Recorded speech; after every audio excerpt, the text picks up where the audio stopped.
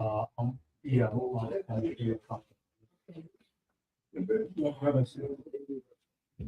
Okay, Pat. This way. Okay. Oh, okay. So once I click start, click that. Yeah, it's already on.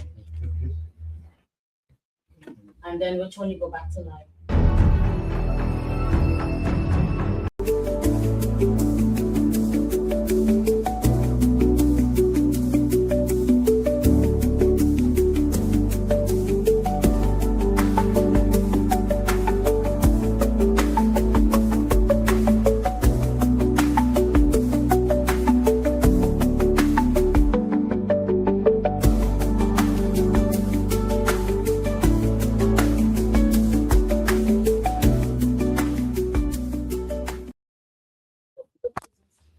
Don't worry about it. That's high. All right. Shalom, shalom, shalom, shalom, shalom, shabbat to everybody. Shalom, shabbat. Yeah, boy, I tell you, man. I couldn't go live last night. It was a whole lot of technical difficulties, a lot of problem. Let's see if it's going to work today. The grace of the Most High. I say shalom, shalom. I'm sorry to all Israel for that problem. I was so pissed, man. Man. All right, but we're going to continue our class today by the grace of the Most High willing. We're going to continue. And I say shalom, shalom to all Israel far and near. All right, so we're going to go into it. But first, let me give my little rant, my little startup about certain things. All right, current events. All right, so the subject of my class today is a rehash of something that I see that I have to bring back again, because we're very close now to our exodus. All right, America is on its way out, and we have reached now the 6,000 year mark from the creation that the Most High gave man dominion over the face of the earth. We're in the 6,000 year.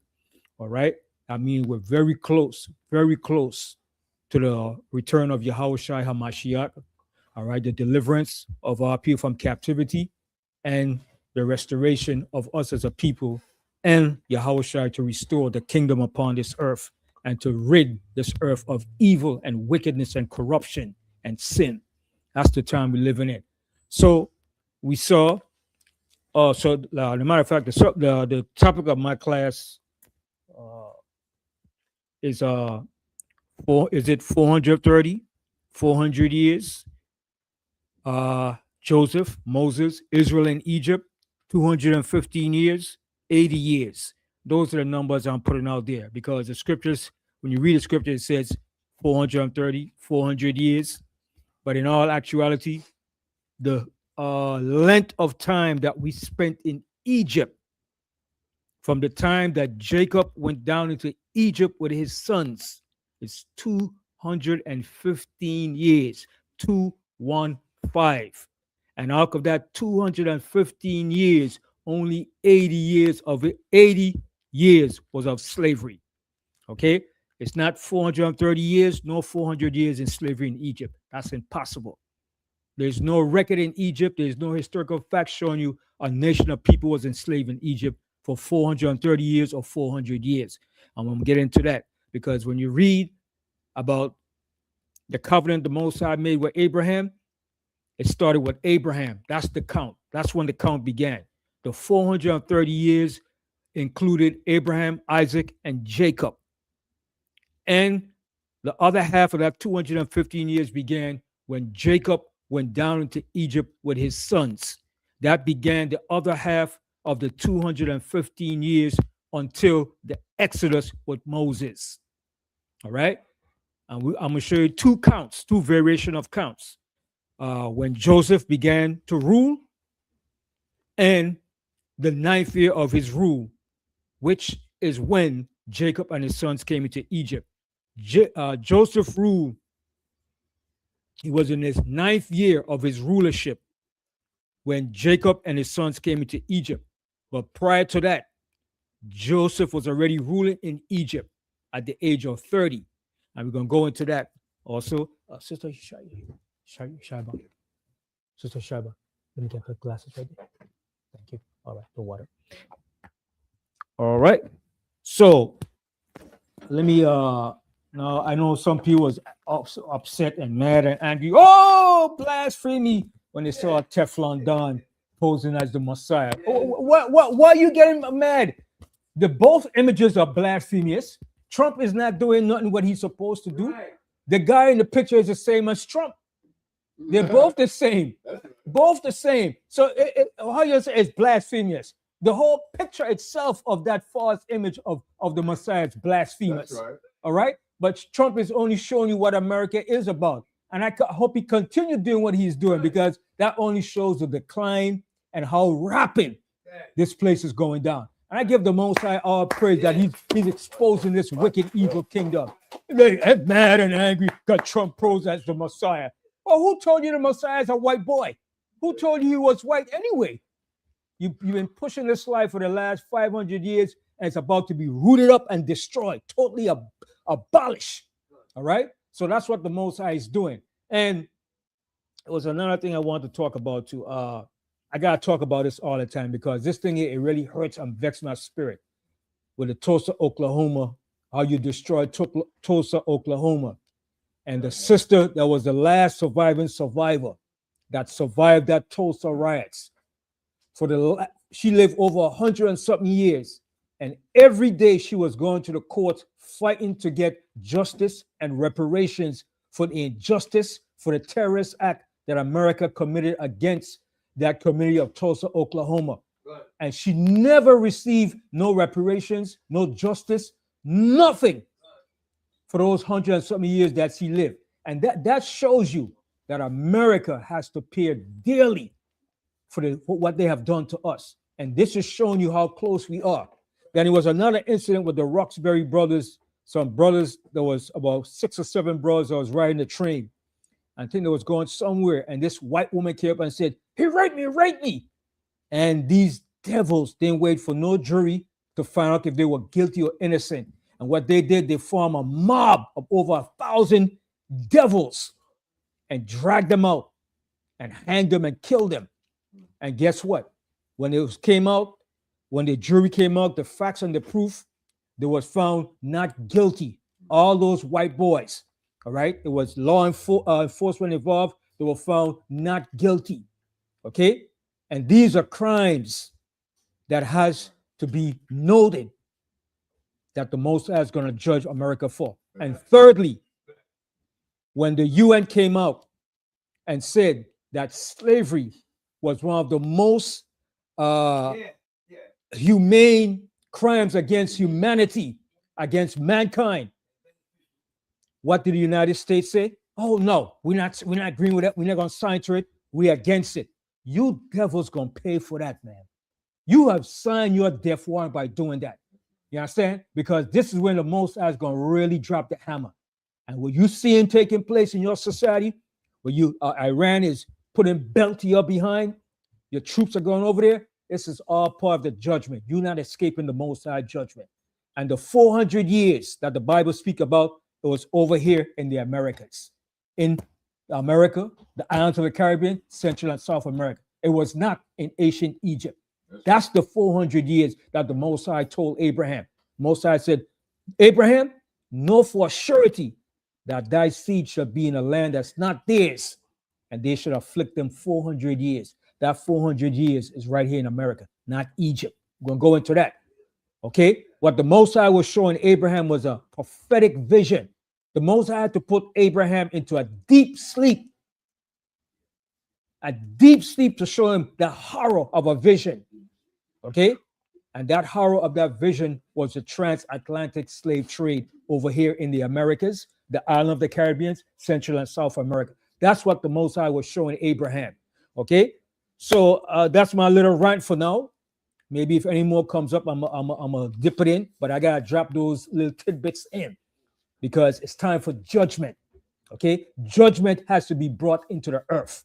Now, I want to say some Stu, but let me jump into my class right away. All right. Okay. So we're gonna start off, but I give all praise and glory and thanks to the Most High that He's allowing me this day to provide this information and to all that have ears to hear. Okay. So I want to show you. I'm gonna use I have a lot of history books to show, but I'm just going to show one for now. And this particular history book is called World History. Okay, I'm gonna use some source from here. It's called World History. Okay, and the author is McDougall Littell. Okay, so it's a World History patterns of iteration. Now I want to read here from and here. I want to read a certain part in here because you have to understand the history of the Hyksos. I don't know if everybody knows about the Hyksos. The Hyksos were another group of Canaanites, family to the Egyptians. And the Hyksos had took over Egypt for roughly about maybe 150 years. They came into Egypt, they overthrew Egypt, they brought in the most advanced chariots into Egypt, the most advanced weapons, and they took the Egyptian empire down. And when they came into Egypt, they took over the known part of Egypt known as Lower Egypt. And their base was known in the Nile Delta Valley as Avaris. And when they took over Egypt, they pushed the native Egyptians, the Kemetic people, down into Upper Egypt. Egypt is characterized into three different variations of the land. You have Lower Egypt, which is up north. That's the area where we were situated in when we came into Egypt. It was known as the land of Goshen. Then you have Middle Egypt, the Middle Kingdom. Then you also have Upper Egypt, where it's down south, closer to where the Nubians and the Ethiopians are, in the area close to Sudan. This is the area where the Egyptians was ruling from when the Hyksos took over Egypt. While the Hyksos was ruling, the native Egyptians was not able to take over all of Egypt. Okay, they was only controlling the area of Upper Egypt. The Hyksos had the area of Lower Egypt and parts of Middle Egypt, and they control and rule that area. And then when Joseph went down to Egypt, the Hyksos was still ruling, and he was able to get in real good with the Hyksos. Now, a lot of the Hyksos also became pharaohs and adopted a lot of Egyptian culture and customs. So they were calling themselves pharaohs, and they were doing the same thing the Egyptians was doing. But the only thing that they didn't do, they did not discriminate against shepherds, because they themselves were shepherds. The name Hyksos also means foreign rulers of a foreign land, and it also means shepherd kings. The Hyksos were shepherds, just like we were shepherds. So when we came into the land, they gave Joseph the best of the land, the most fertile land in the Nile Delta Valley, which is Lower Egypt. Okay, it was called Goshen. Goshen was situated near to Avaris. So when we came into Egypt, that's the land that the pharaohs gave us, the land of Goshen in the lower parts of Egypt. Okay, so we're going to read a brief history on that, and we're going to go into the scriptures and show you that when the scripture speaks about 430 years, 400 years, it was not referring to the length of time that we served slavery in Egypt. Let me repeat that again. When the Bible speaks about the 400 years with Abraham, 430 years in the book of Exodus 12 and 40, it's not referring to our time that we spent as slaves in Egypt. Okay, we did not spend 430 nor 400 years as slaves in Egypt. The duration and length of time that we spent in Egypt as a people is 215 years altogether. And that point began when Jacob went down into Egypt with his sons. And while he went down into Egypt at that particular time, Joseph was in rulership of Egypt. Okay, so I'm going to show you two time period. All right, we all know Joseph began to rule at the age of 30, and he died at the age of 110. So from the time that he ruled to the time he died was a duration of 80 years altogether.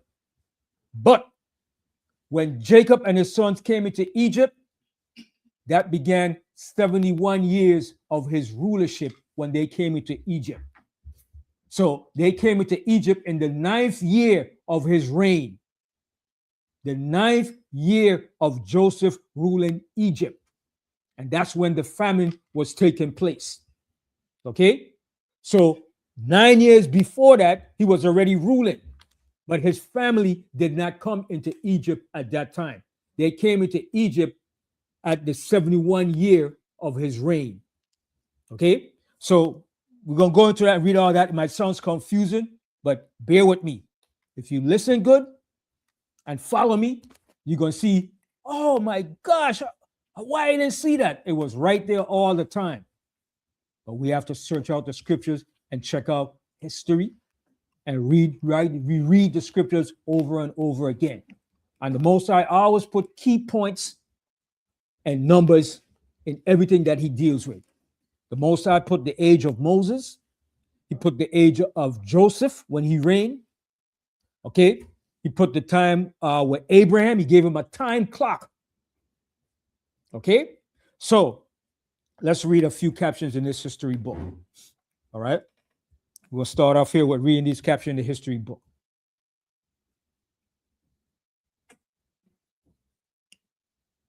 Okay, that's what it says here. Setting the stage. During the Middle Kingdom, about 2080 to 1640 BC, trade with Mesopotamia and the Indus Valley enriched Egypt. Now, who was ruling the Indus Valley? Everybody know about the Indus Valley civilization? Who was ruling that? It started by somebody famous. It started by Nimrod, but it was ruled by Shem's firstborn son, Elam, the Elamites. Elamites, Elam, which are known as what you call the Tamil or the Dravidian or the East Indian people. They started that Indus Valley civilization over there in the era of Iran, India, Bangladesh, Pakistan.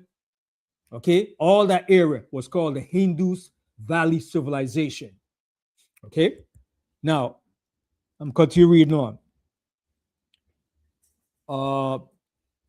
It says trade with Mesopotamia and the Indus Valley enriched Egypt, located in northeastern Africa.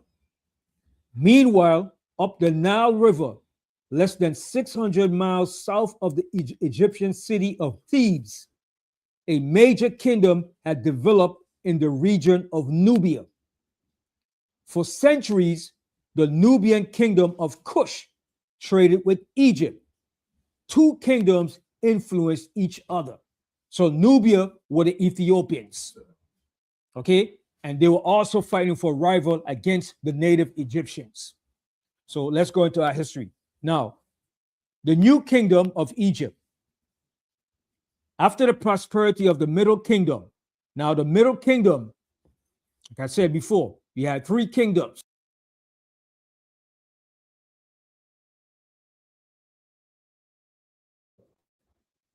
Had influence of the Hyksos, but the true native Egyptians was in the upper kingdom that was close to Nubia and Sudan. All right. So after the prosperity of the Middle Kingdom, Egypt descended into war and violence. This was caused by a succession of weak pharaohs and power struggles among rival nobles. The weakened country fell to invaders who swept across the Isthmus of the Suez in chariots. This was the Hyksos. They came into Egypt and took Egypt over. Okay. They came in the Isthmus of the Suez in chariots, a weapon of war unknown to the Egyptians, right? Because the Hyksos came with unknown high tech of weapons and chariots into Egypt, and this is how they was able to take down the native Egyptians and subdue them.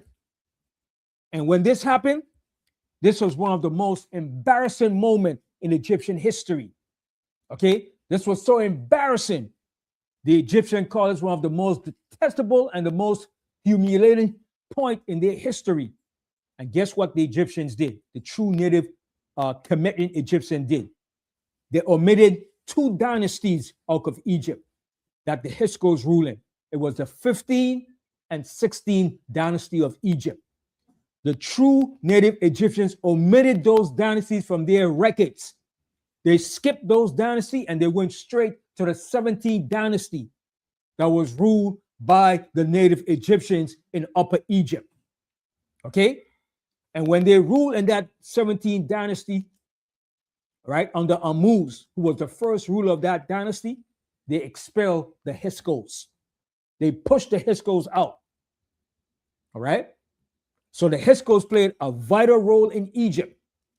The beginning of Jacob coming into Egypt was during the time of the Hyksos rule. While Joseph was ruling in Egypt, the Hyksos was ruling Egypt, not the true native Egyptians.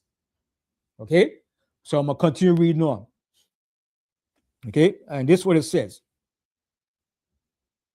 These invaders, nomads called Hyksos, ruled Egypt from 1640 to 1570. It was a little more longer than that.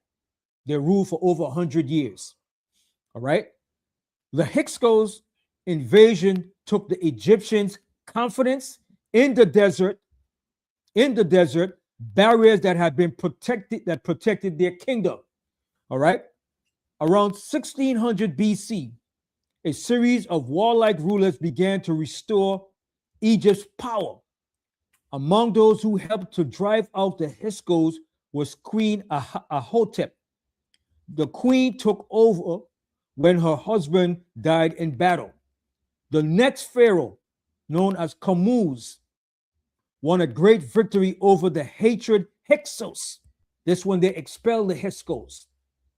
And this the point where it is said in the scriptures, there came a new king over Egypt that knew not Joseph. This was this ruler that expelled the Hyksos. Call his name again, Ben. Okay, his name was Kamuz, also known as Ammuz. Okay, he became the first ruler of the 17th dynasty of Egypt. All right, and Joseph ruled at the end of that dynasty. Okay, remember, Joseph died before the Hyksos were expelled. Okay, so Kamuz won a great victory over the hated Hyksos. His successors drove the Hyksos completely out of Egypt and pursued them across the Sinai Peninsula into Palestine. Where were they driven to? Into the land of Canaan, because they were Canaanites that had took over Egypt. They were known as Hyksos, shepherd kings, or what Egyptians call foreign rulers of Egypt. They were shepherds that took over Egypt. All right. After overthrowing the Hyksos rulers, the pharaohs of the new kingdom, about 1570 to 1075 BC, sought to strengthen Egypt by building an empire. Egypt now entered its third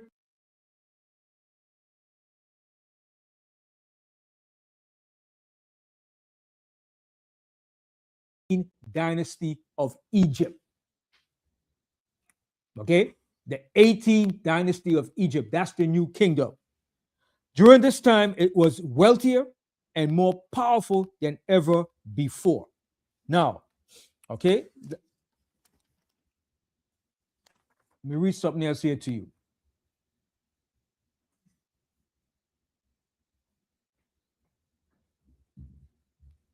Okay, I'll come back to that, but let me go into the scriptures.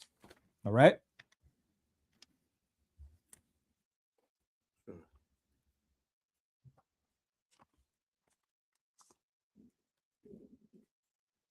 Okay, put this aside for now. Let me show you something in the scriptures. Now, we're going to go to the book of Genesis. Yep. All right. 49, 46.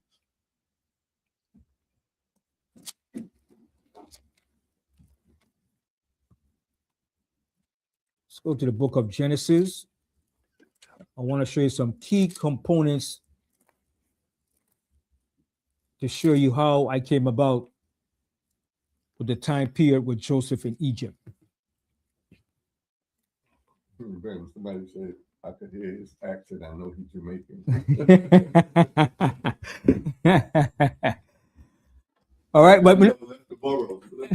all right, but I tell you what, let's go back to Genesis. Let's go back to Genesis, the 15th chapter. Let's go back there first, where it started from, when the Most High made the covenant with yeah, I'm a Benjamite, but I'm not a Jamaican. But Jamaica is like a second home to me. I love Jamaica. That's my big up Jamaica. All right, can't leave out Jamaica. I'm from the VI though, but love Jamaica. That's like a second home. Been there, love there. Want to go back there again. All right, long time. All right, yeah. They're saying nothing better than yard. All right, all right. So let's go to Genesis 15. Okay, Zachariah, you're gonna read here. Start here from Genesis 15, right? Top. No, we're gonna start here from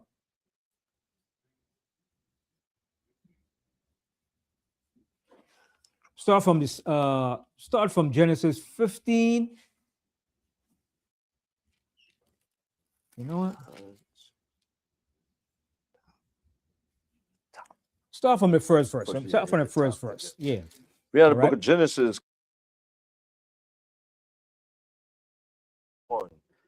After these things, the word of the Lord Most High came unto Abram in a vision.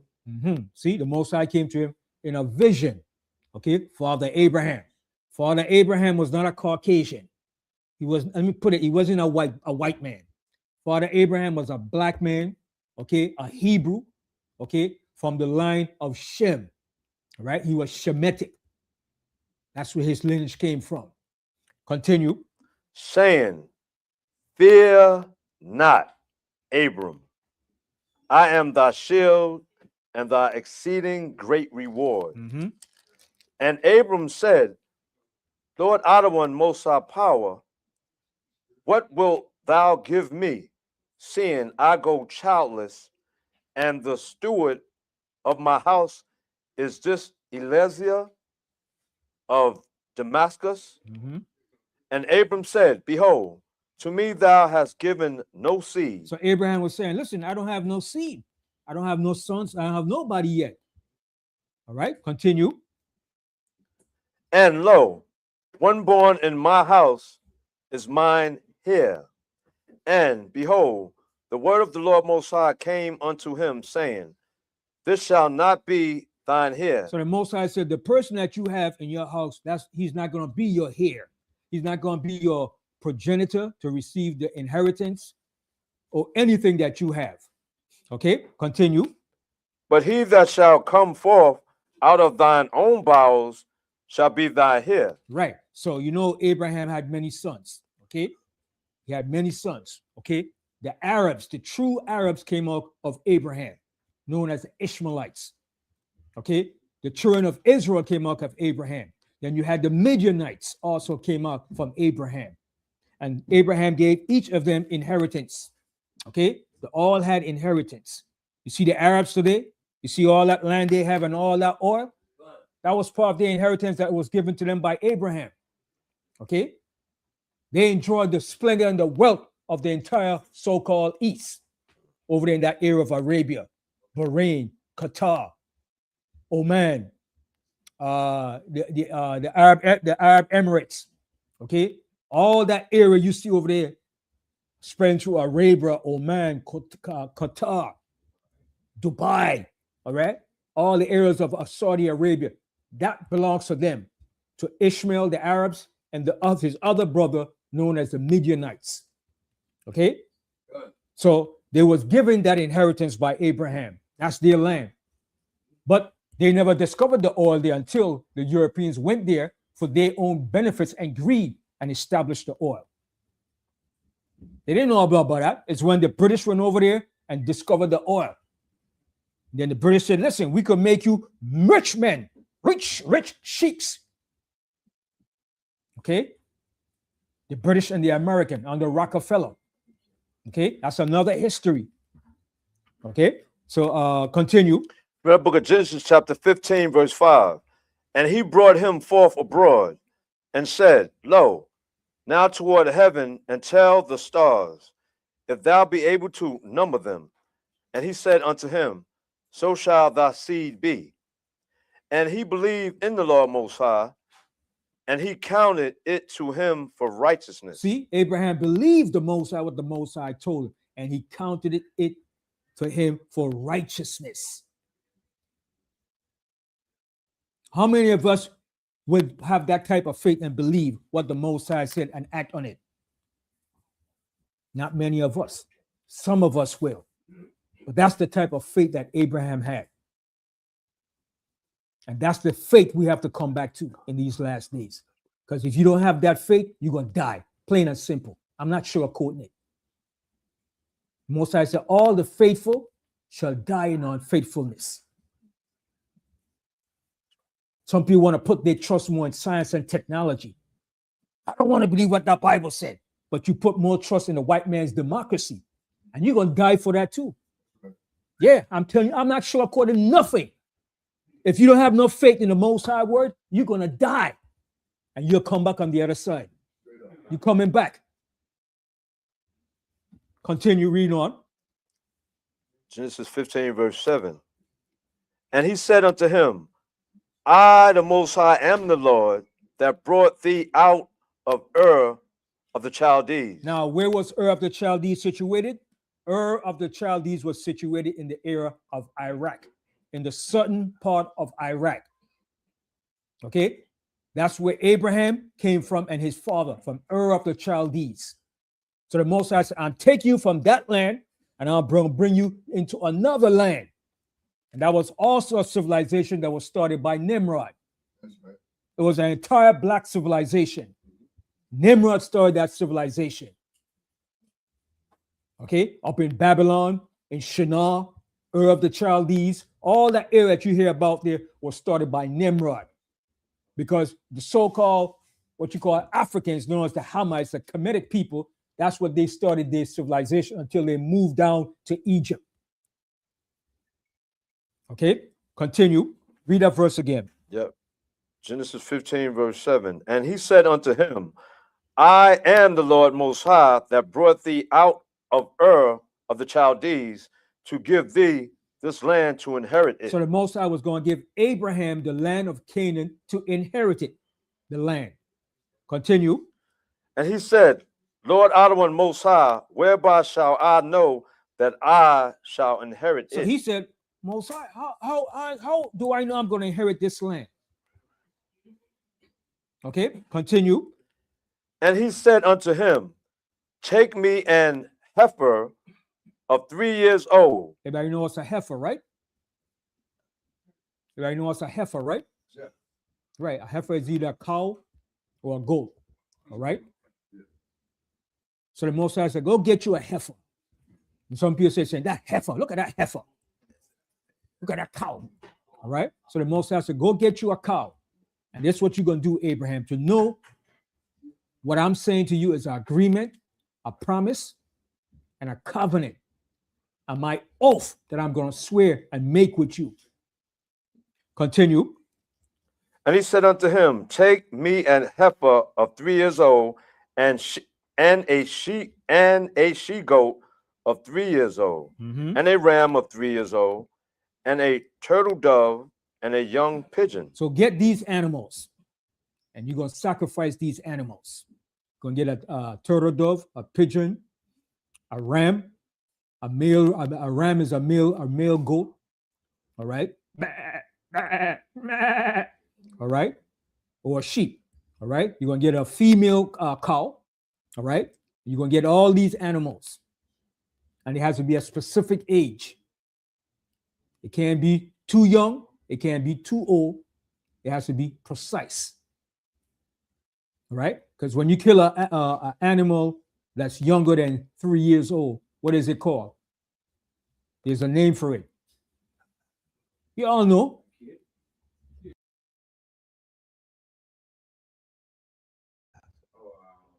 And he likes it. He likes to cook it. Veal. Veal. Veal.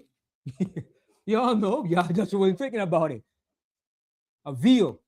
You're not supposed to eat them when they're that young. That's why the Most High said it has to be over a year to 3 years old.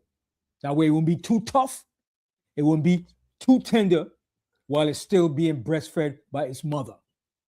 See, the Most High have laws. Okay? The Most High is a highly intelligent power. Okay? He deals with laws. Okay? Ordinances and commandments. All right? Go ahead. Genesis 15, verse 10.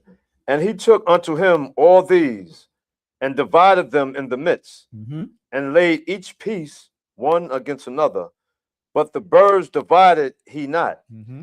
And when the fowls came down upon the carcasses, Abraham drove them away.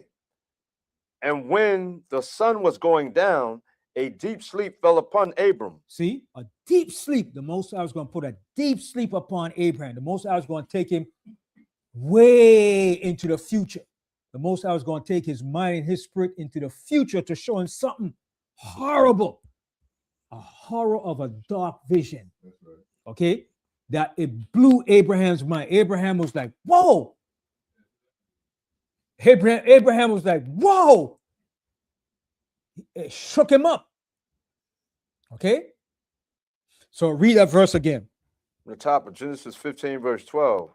And when the sun was going down, a deep sleep fell upon Abram, and lo, a horror of great darkness fell upon him. See, a horror of great darkness fell upon him. And what the Most High was going to show Abraham was a great horror of darkness. Okay? Because was the slavery in Egypt as horrific as the slavery over here in the transatlantic? No. No. No. I'm going to tell you right now. The transatlantic slavery was one of the most horrific things that ever happened to us. That's why the United Nations came out and said that slavery was one of the most horrific crimes against humanity. That's right. And what the United States said, no, we don't agree with that. We don't care. We're not signing nothing. Okay? So that's why they have to pay. In Egypt, we were not stripped of our identity. We were not stripped of our culture. Okay? Banyamyan, Yes. Can I read scripture? Yeah, bring out a lot, Brian. I love this. Let me see where we at. We're reading out of Daniel. Daniel chapter 9, verse 11. Mhm. I'm good right here. Mhm. Yea, But just to enforce it more, like Brian. Yeah, just, Okay. yeah, yeah. Yeah. yea, all Israel have transgressed thy law, even by departing, that they might not obey thy voice. Mhm. Therefore, the curse is poured out upon us. That was a curse. That was a curse. Egypt was in a curse. Okay? Because remember, we walked into Egypt before we went into slavery. Okay? Continue. And the oath that is written in the law of Moses, the servant of the Most High, because we have sinned against him, Mm-hmm.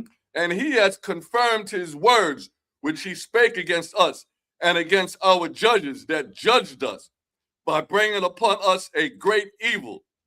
For under the whole heaven has not been done as has been done upon Jerusalem. See that? What has been done under the whole heaven has not been done to nobody else and to any other people but us. That cuts that Holocaust. One of the greatest crimes against humanity that destroyed that Holocaust. Okay, that's you want to talk about the Holocaust? That is the Holocaust right there. One of the greatest crimes against humanity, because nobody paid for the crime. We never received justice. That's right. We never received reparations. Nothing has been put in place. Nothing was done for what has been done to us. And in the islands of the Caribbean, in Haiti, Central America, South America, yes, and what? Right. Right. Right. Right. No apology from nobody. Even the king of King Charles said, no reparations, no reparations for Jamaica.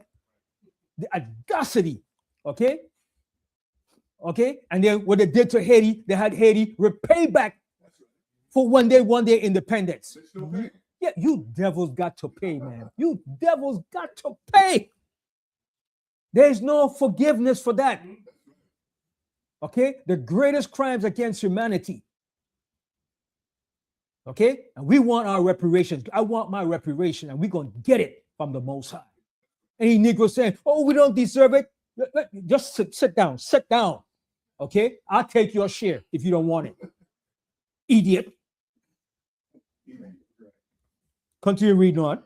The book of Genesis, chapter 15, verse 13. And he said unto Abram. Now, this is the point here. This is when the time clock started with the 430 years.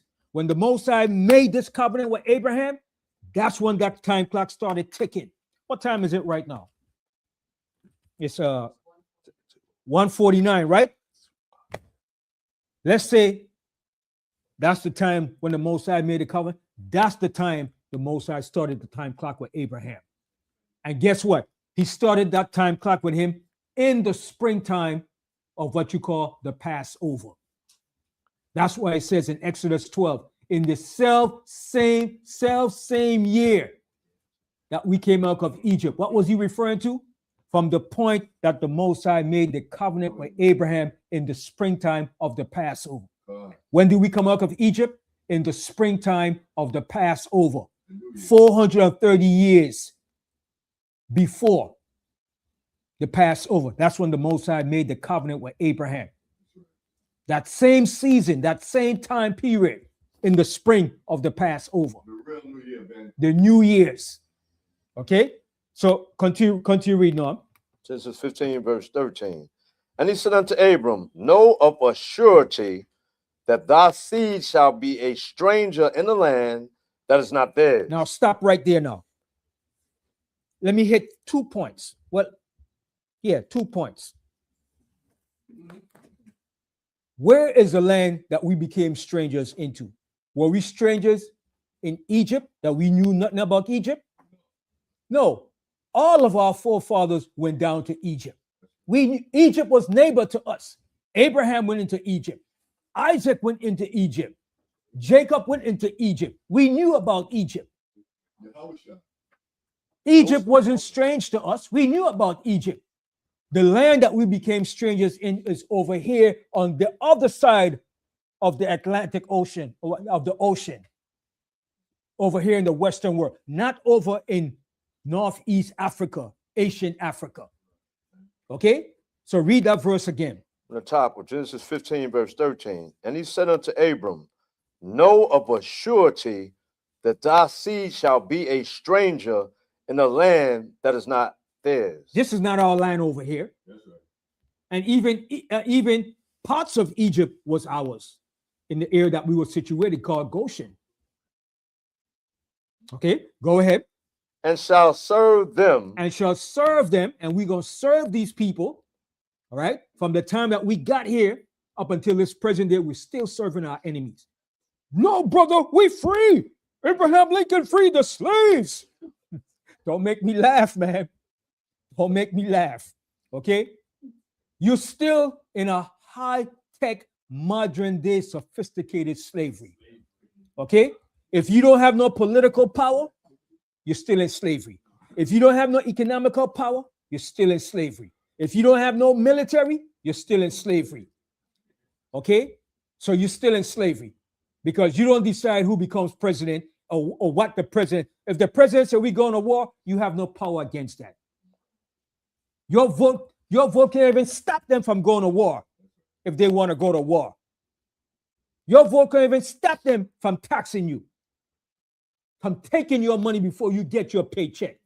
Your vote can't stop that. So don't tell me your vote counts. You're not free. That's another form of slavery. That's a high-tech, sophisticated slavery.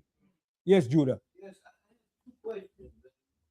One of them is not a question. One of them is like, if you do want to do something about Come up closer to the mic and pick up. if you do want to do something about the war, or if you don't want to pay your taxes, they might kill you. They'll kill you. They're going to kill you straight up. You're going to jail. You're going to be blackballed. You're going to be economically blackballed. And they're going to kill you. So that means you're not free. You're Good. still a slave. Good. Yes, The- I the know. oth- Yes. the- So if you don't pay your taxes, you're gonna put premium on your taxes. And interest. Interest. And interest. Then if you don't pay, he's gonna give you a warning. Well, listen, we're trying to work with you now here. I'm giving you a chance now. He ain't giving you no chance. He's threatening you. Yeah. Or he sees your bank account. You can't take no money out, or you can't put no money in. So how is that free? That's not freedom. That's slavery. And Yes, if, Buddha, and go if ahead. you if you're late on your payments, he still will Put play. interest. Right. The other one, Ben, I wanted to ask is the stranger to the land. Mhm. Would this be the strange land? This is the strange land. Now, I dare to ask you this, Ben. Was not the so-called Indians here? Right. They came later on. Okay. They came later All on. right. Okay. Remember, they wasn't here all the time. They came All after. right. They came before Columbus. Okay. So they had to come over here to discover it. I got you. Remember, everything was where before. All civilization was where in the past. There was three main civilization. Where was they located and situated? Right. And China, what you call the Far East. Good. Those were the three major civilizations. Africa, the so-called Middle East, okay, what you call Asia, West Asia, and the Far East. Okay. Those were the three major civilizations. All right. And this part over here was called what? The fourth part Uh-huh. that you read in Revelation, the fourth part of the earth, Okay. which was known as what? To most discoverers and people, the New World. Right. Okay. Even though they was coming over doing traveling and expedition, Right. but they were not Planet or planted like they were back in the ancient world over in the East and in Africa. good. Okay, so worry. this was strange to us when we came here. Right. The language was strange, Mhm. the culture was strange, everything was strange to Right. us. Okay. The All water. right. Ben, the water. Okay, so finish reading that verse. Read the book again from the top of Genesis 15, verse 13 from the top. And he said unto Abram, know of a surety that thy seed shall be a stranger in a land that is not theirs, Mhm. and they shall serve them. And they shall serve them, and we have served these people from the day we got out the slave ships. Continue. And they shall afflict them 400 years. See what it says? And they shall afflict them 400 years. That's what the Most High told Abraham. You're going to be afflicted 400 years. The 400 years that we have been afflicted is over here in this part of this world. From the time we came here up until this present day, we were not afflicted 400 years in Egypt. What proves that? When we went into Egypt, what did he do? What did we do? We walked into Egypt, right? And when we walked into Egypt, what happened? We were living free in Egypt, in the best of the land of Egypt called Goshen. Okay? So that knocks off your 400 years. And I'm going to show you the length of time that we were freed and in reign in rulership in Egypt under Joseph. Okay? It's all in here. It's 1, 2, 3. Okay? So now this started the time clock right here with Abraham. So this 400 years began over here in the Americas, in the islands of the Caribbean, Central and South America, not in ancient Egypt. Okay? That's the 400 years. Now, the 430 years also began the time clock with Abraham. The first 215 years began with Abraham in the land, Isaac, and Jacob in the land of Canaan. Okay? Then the other half of the other 215 years began when Jacob left the land of Canaan and went down into Egypt with his sons. That began the other half of the 215 years to give you a combined total of 430 years.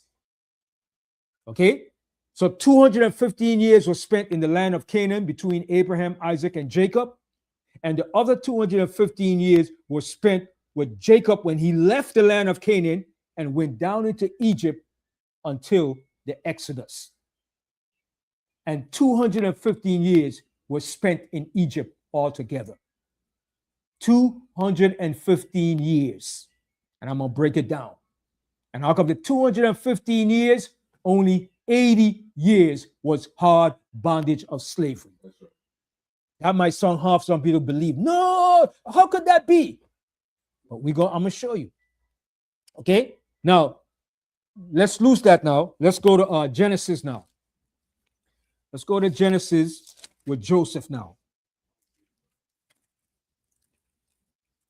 Let's go to Genesis 40.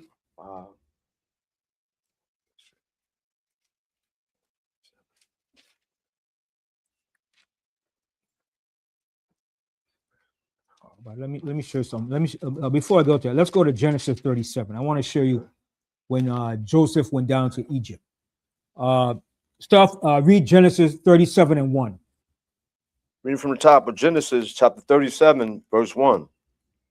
And Jacob dwelt in the land wherein. No, okay, yeah. Go ahead. And Jacob dwelt in the land wherein his father was a stranger. See, so Jacob now was still in the land of Canaan. Okay, Jacob was still in the land of Canaan. He didn't need to go into Egypt yet. But who was in Egypt at this particular time? Joseph. Okay, continue. In the land of Canaan. These are the generations of Jacob. Joseph, being 17 years old, was feeding the flock with his brethren. And the lad was with the sons of Bilhah and with the sons of Zilpah, his father's wives. And Joseph brought unto his father there an evil report. Now Israel loved Joseph more than all his children, because he was the son of his old age, and he made him a coat of many colors. So what happened here now? What happened? What started to stir up right here now? When a father or a mother loves a particular son more than the other, what happens? Jealousy. Yes, envy and jealousy kicks in. But some parents might not say it, but it's a natural thing that you have more of a affection and a tightly knit spiritual thing with one of your children more than the others. That's a natural thing. You understand? Even though some parents might not want to show it or tell you that, but it's a natural thing. Okay? Especially if you have a son that looks like you, acts like you, and does everything like you. Oh my goodness. You gonna put your hand upon it as a blessing and say, of all your sons, that one looks like you, does everything you does, you're gonna have more of affection for him than the others. Yes, Zachariah. You know how the parent, they love all the child the same, but it's just that the one that take more interest. That's overall. Overall. Yes, but then they might not want to tell you that, but it's there. It's there, and you could sense it and see it too, as a child. Yes, Judah. Yeah. They're gonna feel it and see it. Yeah. You understand? And sometimes you have that inclination when it's your firstborn. All right. Sometimes it might be your younger, because the younger might be a strict embodiment of you. And some that you see in that one that you get, wow. You say to yourself, my goodness. You understand? Yeah. The thing that I found out about that, the good qualities that he has already, you always want to make sure he be better than you. And here and not to say that he developed it, it's already in him. He didn't have to perfect it or learn to do it. It was already in him. So when you see it, you're like, wow. You sometimes you're so amazed at it, like, wow. Like the old saying, apple doesn't fall far from the tree. That's the saying we get in the islands. Yes. It's the same thing with Yahushua. Loved Jacob and hated Esau. And just like Yahushua among his disciples, who was his favorite disciple? Which one knows? John. John was his favorite disciple. That's the one he loved. He laid in his bosom. He loved all the disciples, but John was his man. Yeah, Anwar. Yeah. All right. So it's like that. But Don't get me wrong. Don't take it as if well, Banyamyan being biased and saying, no, I'm just saying that's just the reality of things. Yeah. You understand? And it happens. And Jacob was a prime product of that. Because it tells you right here. Read it again. Yeah, from top of Genesis No, chapter. not the top. Read the part where he said he loved Joseph. Oh yeah. Read the book of Genesis. The third verse. The third verse. Chapter 37, verse 3. Now Israel loved Joseph more than all his children. See what he said? Jacob loved Joseph more than all his children. Imagine that. So he showed that affection towards him because he saw something in Joseph that he loved. All right? Not that he didn't love his other sons. Okay, go ahead. Now Israel loved Joseph more than all his children because he was the son of his old age. Mm-hmm.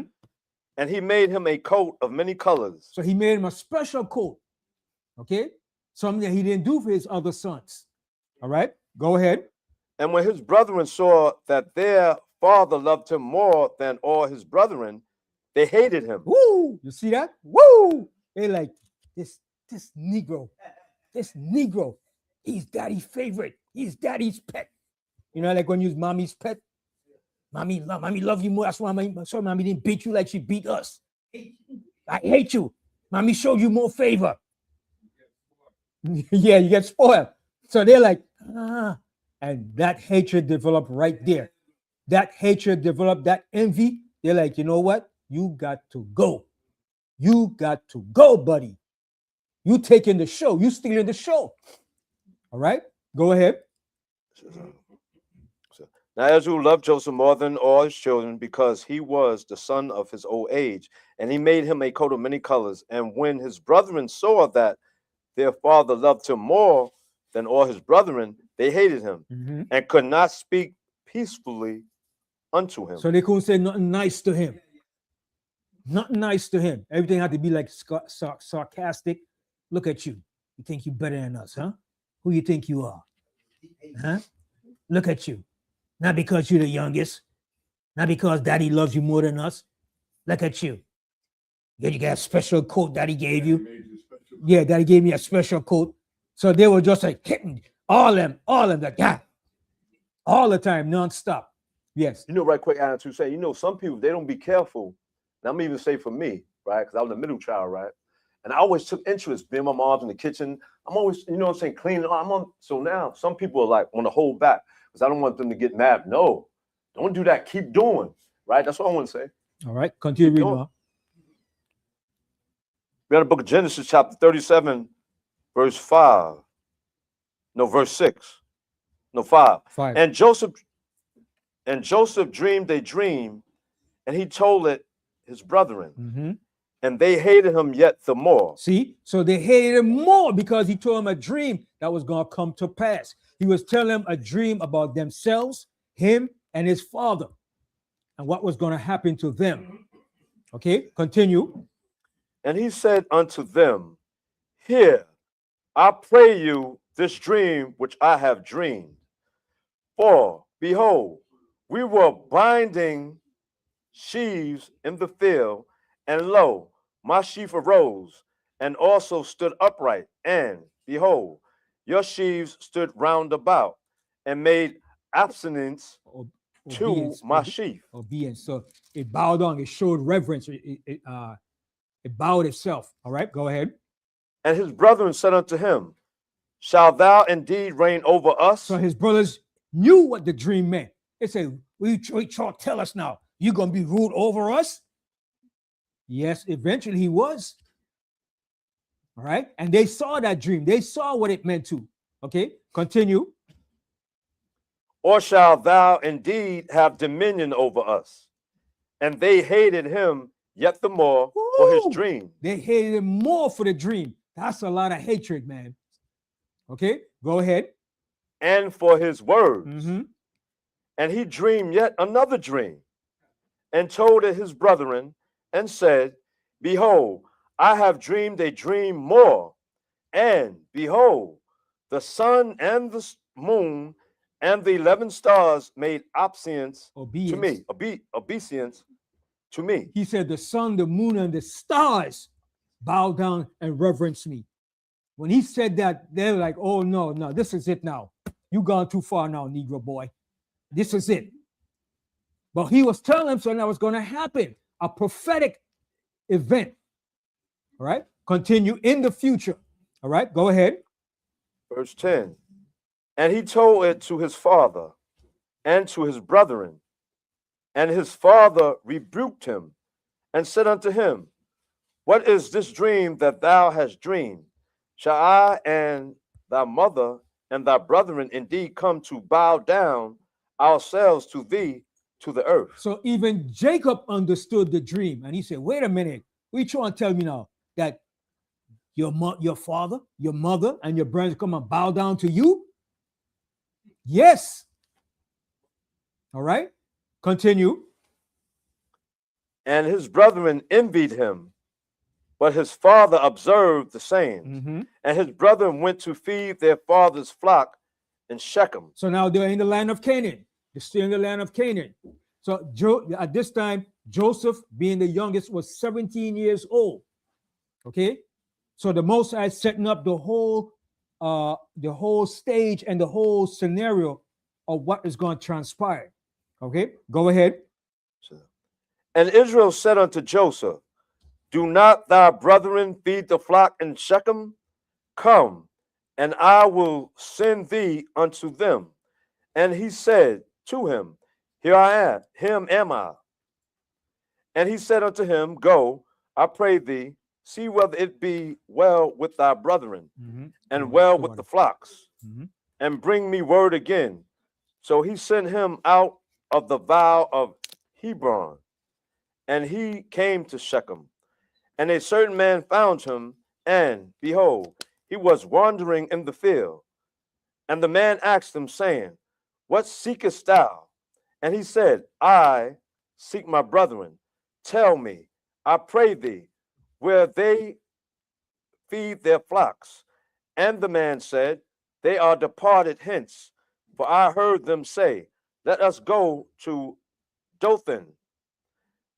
And Joseph went after his brethren and found them in Dothan. And when he saw him afar off, even before he came near unto them, they conspired against him to slay him. And they said one to another, behold, this dreamer cometh. Come now, therefore, and let us slay him and cast him into some pit. And we will say, some vile beasts have devoured him, and we shall see what will become of his dreams. And Reuben heard it, and he delivered him out of their hands, and said, let us not kill him. And Reuben said unto him, shed no blood, but cast him into the pit that it is in the wilderness. See what they did? They conspired to kill their brother. All right. Because of envy and jealousy. And that's what envy and jealousy does. Okay. It builds up. That's like a secret sin in you until you manifest it. All right. It lingers in your mind, in your heart. Yes. In fact, yeah, with that, right, Reuben is the oldest, so they listen to him. Mm-hmm. But the thing about it is jealousy and envy, you need malice. Mm-hmm. You need malice, which means hate for no reason. Right. That's so Reuben took the malice out of the equation. Otherwise, they'd have killed Joseph. Kill him. Yeah. They'd have killed him. Right. Those three spirits gotta exist. Right. And that's what the scripture also speaks about that. About in Proverbs, the 6 sins that the Most High hate. Let me get that real quick and come back to this here real quick. Go to Proverbs. All right. Because when envy and jealousy builds up in a person, man, and they act on it, it's a bad thing. It's real dangerous, man.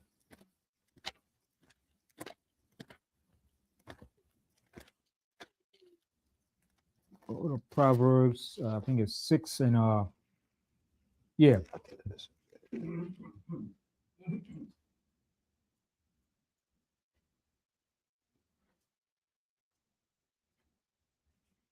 Okay, Actually, start from the 16th verse, but let me see some.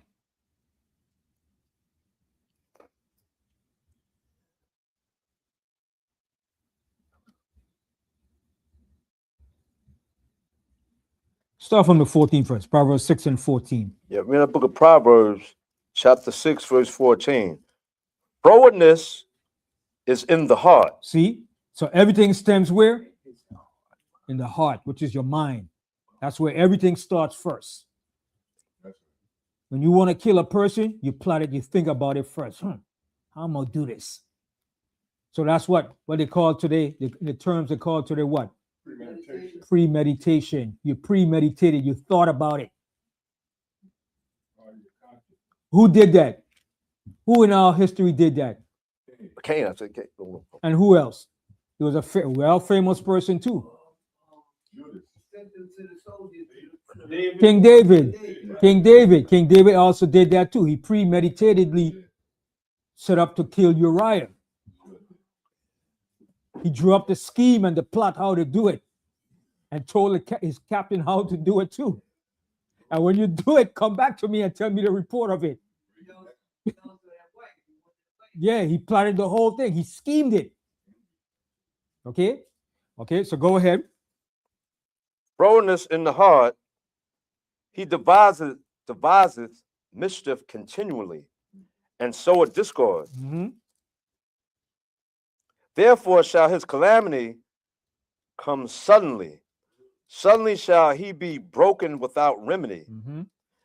These 6 things doth the Lord Most High hate. See, these 6 things does the Most High hate. The Most High hate these things. All right, go ahead. Yea, 7 are an abomination unto him. 7 is our abomination, our complete. All right, continue. A proud look. Oh yeah, proud look like Trump. That's a proud, arrogant, evil, demonic, narcissistic, pathological liar. Okay, continue. 7 are abomination unto him. A proud look, a lying tongue, Mm-hmm. and hands that shed innocent blood. Hands that shed innocent blood, that just kill people for no reason. Innocent people. Okay, go ahead. And the heart that devises wicked imaginations. See that? A heart that devises wicked imaginations. And that's what this country does. They have certain groups called think tanks, secret groups that set up these devices. Skulls and Bones, Tavistock, okay? The Council of Foreign Relations, the Bilderbergers, the Trilateral Commission. It's 1,000 of these organizations that's all they do. Scheme and set up traps, plan wars, and how to take over nations, steal the resources and their wealth. The IMF, okay? That's what they do. Continue. Feet that be swift in running to mischief. See? Feet that's swift to run to mischief. Something happened here, right on the block to see what's going on. Just to spread what? Gossip and false rumors. The Most High hates that. I was in some what they call mete, some mele. All right, go ahead. A false witness that speaketh lies. See, as false witness that speaketh lies, a false witness. You wasn't there, don't know nothing, but you giving your account. Lying. False witness. That's why a witness is very important, a true witness. False witness will cause somebody to be put to death. Just like in that rocks, in that those 7 young black men that was riding the train, the white woman came up and told the courts and the law enforcement, he raped me. And they didn't investigate to find it was true. She was a false witness, and they believe her. And they form a lynch mob, man, in the thousands. Okay? Then afterward, when she was guilty, she came forward and said, I made it up. And they didn't believe her. They still said, they're guilty. Just like Trump. Trump did that too. Okay? Remember in the Central Park sting, before they went to trial or any verdict or anything, Trump put out in an ad, I think it was in the Post or one of those daily news. Hang them hard, they're guilty. They're guilty. Back in those days where drag them out and hang them. And he had people believing that they were guilty. He didn't wait for no jury to bring out the evidence. He put an ad out in the paper. So that's why that devil Trump, don't tell me he's no God-fearing man. His behind is going in slavery. I'm telling you, going to put chains on his behind. Okay? He's an evil, no good bastard. Okay? Oh, Mr. Trump, he's such a good president. Who told you he's such a good president? Yeah. Okay? And remember that. He put out that ad in the paper. And when he did that, he had the majority of black people believe that those guys, those young men were guilty. People believe that, man, because they believe what a rich person said over what the poor is saying. You understand? Everybody always take the word of a rich person over a poor person. And the rich, because they got the power and they got the money and they have the influence, you will believe them too. Okay? And that's a bad thing. Yes, Judah. Yes, he did kill them. I mean, though they're alive, He killed them spiritually. Right. Because he put out the negative effect. He put out that evil report that they were guilty. And people believe it, man. Even people who were skeptical believed it. Then when the DNA came out that they were innocent, everybody was like, oh my gosh, I didn't believe that. But that's what a rich person does. Yes, Ainwa.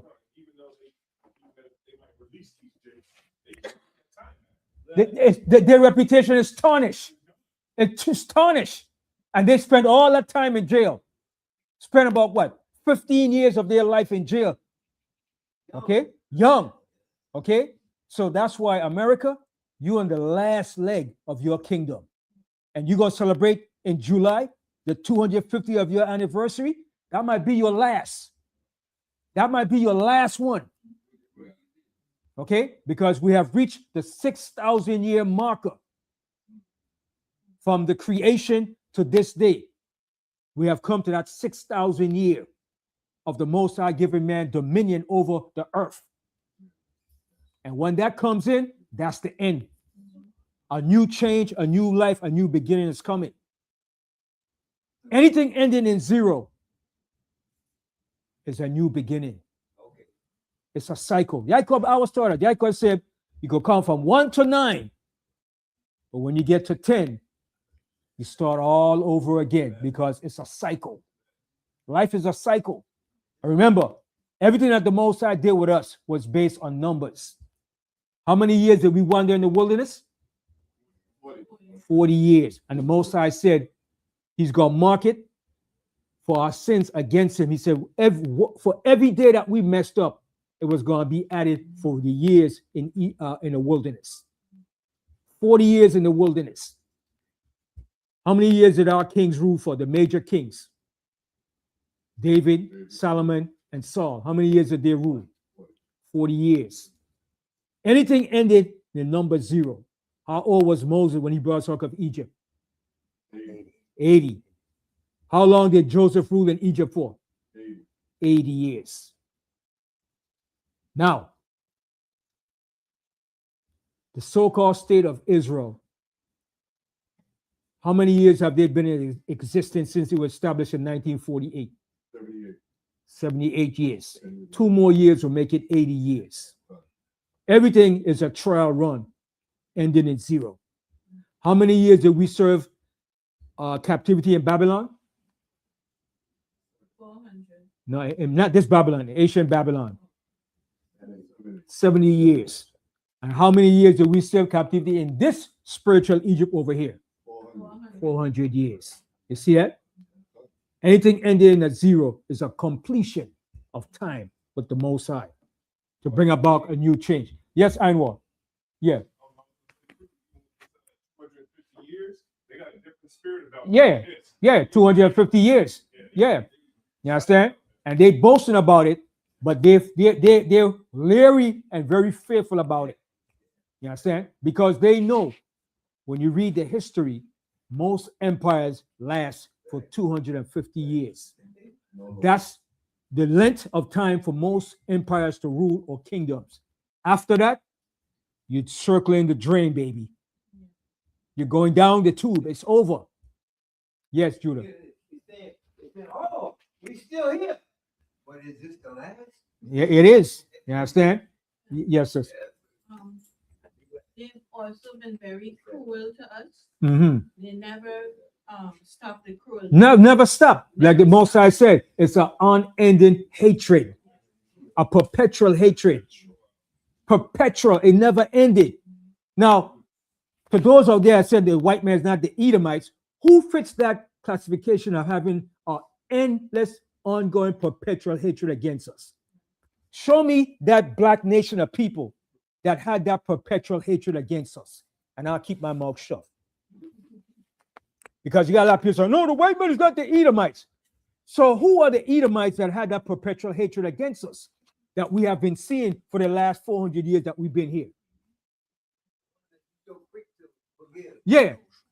You understand? The Most High said they had a perpetual hatred towards us, man. A never-ending hatred.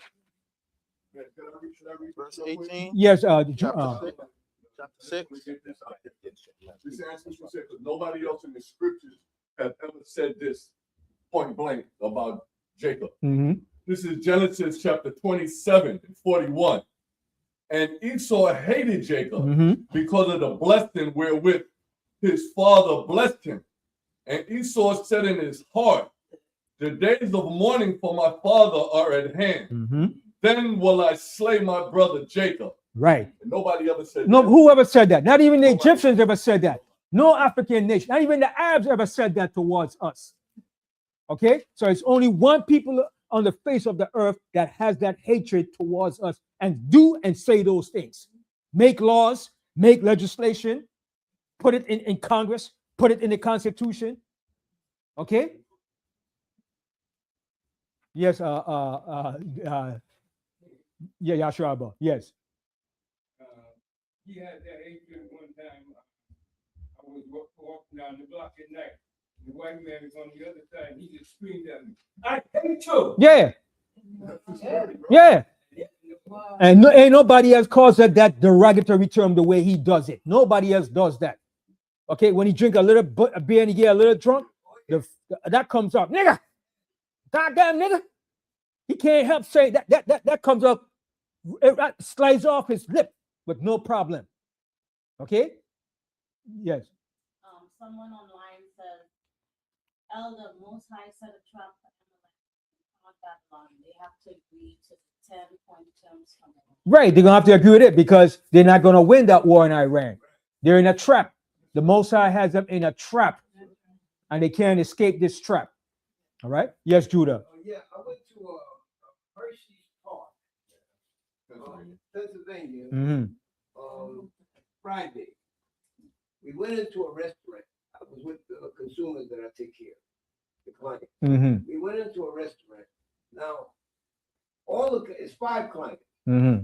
All of them have shade of brown. We walked in there. Now, the whole thing is where wealthy people live, that's their community. We walked in there, and the first voice I heard was the Edomite saying, "Oh no!" You know what he was saying, right? Yeah. Here they come in here now. Oh no! Yeah, that's what he's saying. But they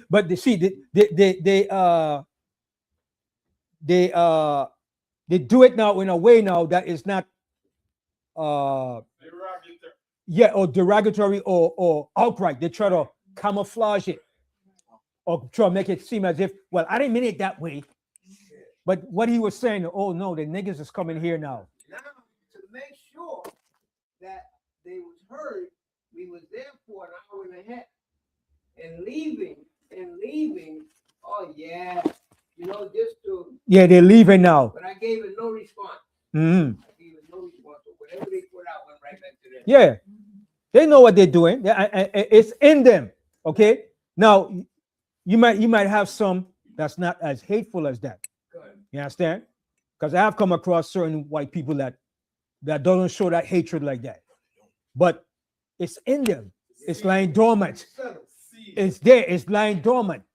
Okay. Let any historical records of facts comes out, that offends them, then you'll see a different story. Yes, and what? Also, too, those Edomites who are more passive, more nice, when it comes down to the bottom line, They're gonna side with they're it. gonna side- they're gonna go- They're gonna side with their own. Yes, you understand? That's the way it's gonna go down. Because to tell you the truth, I have met some white people. They never show me that hatred like some of the crackers do down south. You understand? I was like surprised they didn't show that, because I guess maybe some of them over the years have learned and seen certain things. You understand? That after a while that mentality doesn't work, and time and things are changing. You understand? Yes, Yes, elder. It's a seed in their gene. mhm.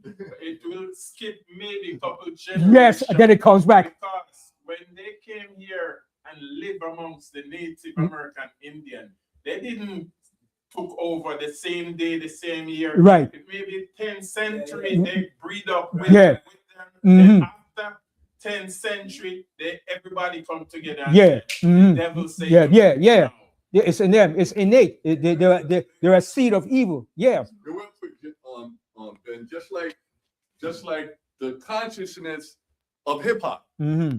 When hip hop was teaching righteousness, because hip hop means healing, high infinite power, healing our people. Mhm. That's what it meant. Right. Now, when that was going on, KRS-One and all of them, the Clive Davises and all of those Amalekites, they said, wait a minute, they're teaching our children Mhm. what we did wrong. Right. They teach, we can't do that. Mhm. So that's why they entered gangster rap and all the other stuff to Right. defile Right. The that mind. word. Right. Hip hop was a good word Right. back in the day. Right. Yes.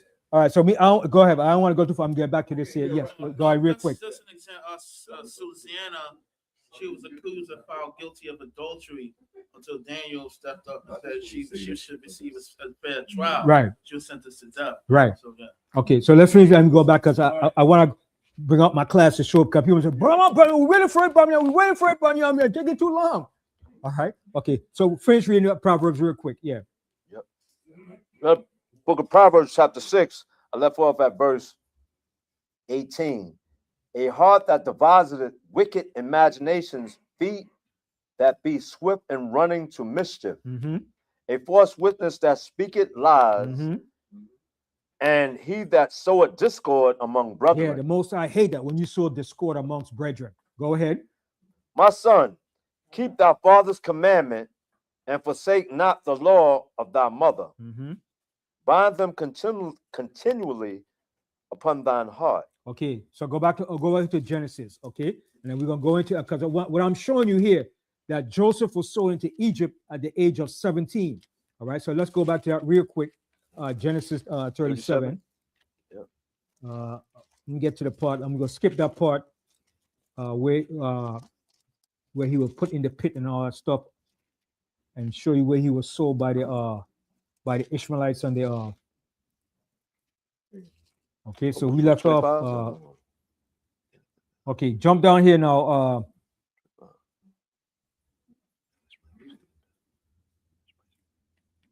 What verse you left off in? I left off at 17. You're in the no, 37th chapter. What verse you left off in? I left off at 19. Okay, 19. Well, no, let me read 19. Okay, now 18. skip that. Jump to 20 real quick. All right. Okay, yeah. Read the book of Genesis chapter 37, verse 20. Come now, therefore, and let us slay him and cast him into the pit.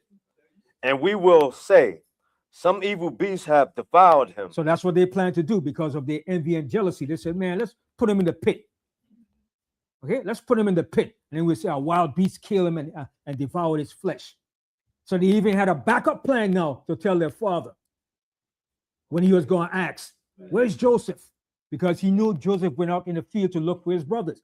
That's what younger brothers do. They go out to meet the older brothers. They're like, where's my older brothers? They're out in the field. So they had a backup plan to tell their father, listen, I don't know. He left him out there and something happened to him and a wild beast ate him, knowing that they put him in the pit. All right, go ahead. Come now, therefore, and let us slay him and cast him into some pit. And we will say, some evil beasts have devoured him, and we shall see what will become of his dream. Yeah, so you're making mockery now. Yeah, that's what's going to happen to his dream now, since he loves to tell dreams now. Okay, go ahead. And Reuben heard it, and he delivered him out of their hands. So Reuben stepped up, which was the oldest of them all. Like, oh no, can't do that, man. See why sometimes why your older where the sister or brother plays a particular role, because they're supposed to be example. They're supposed to step in and set the order. So he stepped in and said, hold up, no, you can't do that, man. So if he wasn't there, they'd have did what they was supposed to do. But Reuben stepped up and said, no, hold up, you can't do that, man. All right, go ahead. And Reuben heard it, and he delivered him out of their hands and said, let us not kill him. And Reuben said unto them, shed no blood, but cast him into this pit. And that's even just as evil too. So he said, no, don't kill him, put him in the pit. Because that's all that hatred and envy that they had in them stored up. All right, go ahead. This pit that is in the wilderness, and lay no hand upon him, that he might rid him out of their hands to deliver him to his father again. Mm-hmm. And it came to pass, when Joseph was come unto his brethren, that they stripped Joseph out of his coat. So they took off his coat off of him. So they already planned and schemed all of this already. All right, go ahead. And his coat of many colors that was on him. And they took him and cast him into a pit. And the pit was empty. There was no water in it. And they sat down to eat bread. And they lifted up their eyes and looked. And behold, a company of Ishmaelites came from Gilead with their camels bearing spicery and balm and myrrh, going to carry it down to Egypt. So at that time, what were the Israelites? What was they known for at this particular time? Trade men. They were big in trading with their camels, going down to Egypt and different areas. They're carrying spices and different stuff down to Egypt. All right. All right, go ahead. And Judah said unto his brethren, what profit is it if we lay our brother and conceal his blood? Come and let us sell him to the Ishmaelites. So they said, let's sell our brother. That's see how the evil is increasing and multiplying as they go along. All right, go ahead. And let not our hand be upon him, for he is our brother and our flesh. And his brethren were content. Then there passed my Midianites. Now they came Midianites. It's another group of family to the Ishmaelites. All right. They also live in the area, all that area of Yemen, Saudi Arabia, all that area was their homeland. Okay, go ahead. Merchant men, and they drew and lifted up Joseph out of the pit and sold Joseph to the Ishmaelites. So they sold him to the Ishmaelites. Okay, continue. For 20 pieces of silver. And they brought Joseph into Egypt. So they brought Joseph into Egypt at the age of 17. So he was a young man, a teenager in Egypt. Right? So Joseph went down to Egypt. He was sold down to Egypt now. Continue reading on. And Reuben returned unto the pit. And behold, Joseph was not in the pit. And he rent his clothes. And he returned unto his brethren and said, the child is not, and I, whither shall I go? And they took Joseph's coat and kindled a kid of the goats and dipped the coat in the blood. See the scheming again. Scheming again, plotting again. Why did they dip the coat in blood? An animal attacked and savagely tore him up. Smell it, yep. So you see how the scheming? See how your mind could scheme and plot off of wicked and evil intents? It just keep increasing as they go along. Layer upon layers of that sin, man. All right, continue. And they went to me, and they sent the coat of many colors, and they brought it to their father and said, this have we found. Know now whether it be thy son's coat or no. So how are they gonna say? We don't know this. Your son's coat. You know is your brother's coat. trying to play on Jacob's mind now. Okay, trying to play and his emotions. Okay, go ahead. And he knew it and said, It is my son's coat, and evil beasts have devoured him. So right away, Jacob said, "Oh my gosh, an evil beast devoured my son," because he saw the blood in it, the way it's looking. That's the first thing came to his mind. An evil beast destroyed my son, and they knew that. Continue. Joseph is without doubt rent in pieces. And Jacob rent his clothes and put sackcloth upon his loins and mourned for his son many days. Mm-hmm. And all his sons and all his daughters rose up to comfort him. But he refused to be comforted. And he said, For I will go down into the grave unto my son mourning. Thus his father wept for him. Mm-hmm. And the Midianites sold him into Egypt, unto Potiphar, an officer of Pharaoh's, and captain of the guard. Okay, now. So now, at this time period now, at this particular time period that Joseph was sold into Egypt at the age of 17, who was ruling Egypt? The Hyksos. The Hyksos were in rulership in Egypt at this particular time. Okay, it was not the true native Egyptians. Right. They were down in the upper part of Egypt, which is down south, near to Sudan and Nubia, around that area. So the Hyksos was ruling in Egypt. So Joseph went down to Egypt now at the age of 17, at a young age. Okay, now we know what transpired while he was in Egypt. He went to prison. He became like a trustworthy steward of the Pharaoh in Egypt. And then his wife accused Joseph of raping her. All right. And him being the king didn't do no inquisition. He just like, oh, my wife said you rape her. And he was put in jail.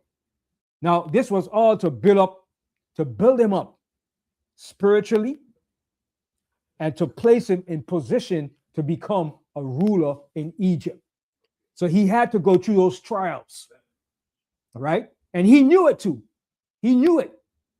All right. So the Pharaoh put him in jail. Then after he interpreted the dreams and he told the Pharaoh, blah, blah, blah, blah, blah, boom, what's going to happen is going to be time of famine, time of plenty. It's going to be a time of famine. All right. So now let's go over here to Genesis 37 now. So I'm working up to show you. All right. Let's go over here now to Genesis 41. All right. So I'm skipping all the other part of him being in Egypt, going to jail and all that stuff. Let's go over here to Genesis 41.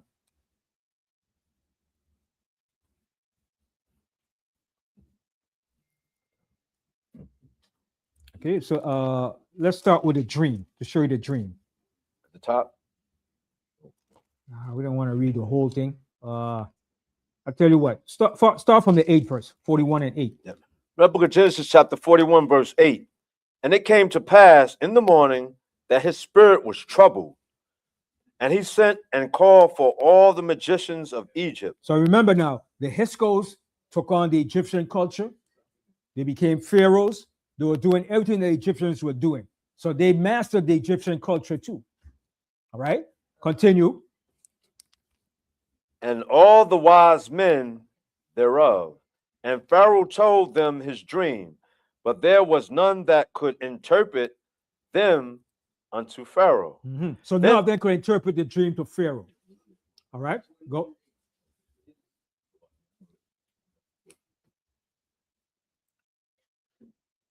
Go ahead. Then spake the chief butler unto Pharaoh, saying, I do remember my faults this day. Pharaoh was wroth with his servants, Mm-hmm. and put me inward in the captain of the guard's house, both me and the chief baker. Mm-hmm. And we dreamed a dream in one night. I and he, we dream each man according to the interpretation of his dream. And there was there with us a young man, a Hebrew servant to the captain of the guard. And we told him, and he interpreted to us our dreams. To each man according to his dream, he did interpret. And it came to pass, as he interpreted to us, so it was.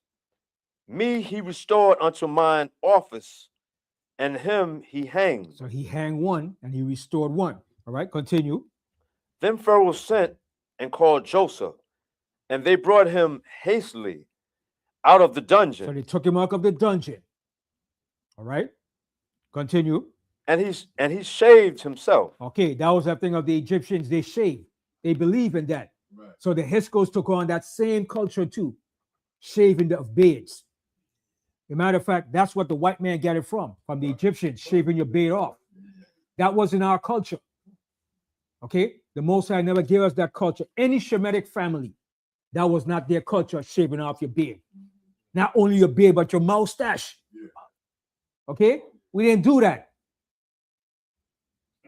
Smooth shaven, no mustache, no beard. That thing looks horrible, man.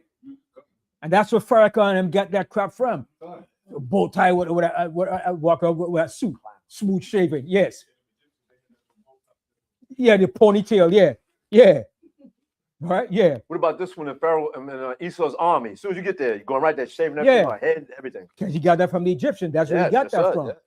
That's where the Greeks and the Romans got that from, the Egyptians. None of the Shemitic nations throughout the face of the earth did that customs. Maybe some of the Africans did, but not all the Africans did. The Canaanites didn't do it. They kept their beards.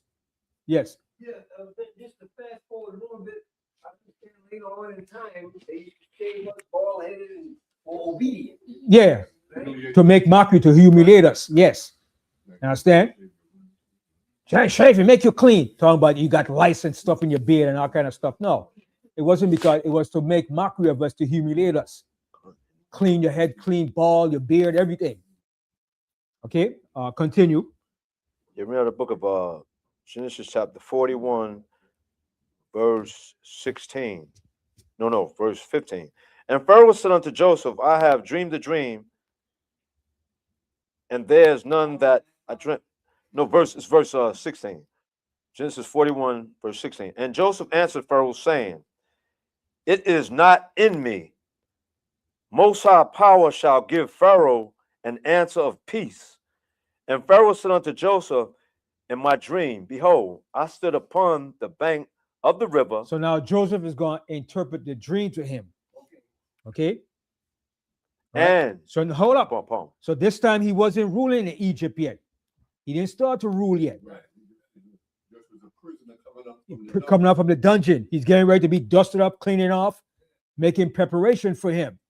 Okay, continue. And behold, there came up out of the river 7 kinds, fat-fleshed and well-favored, and they fed in a meadow.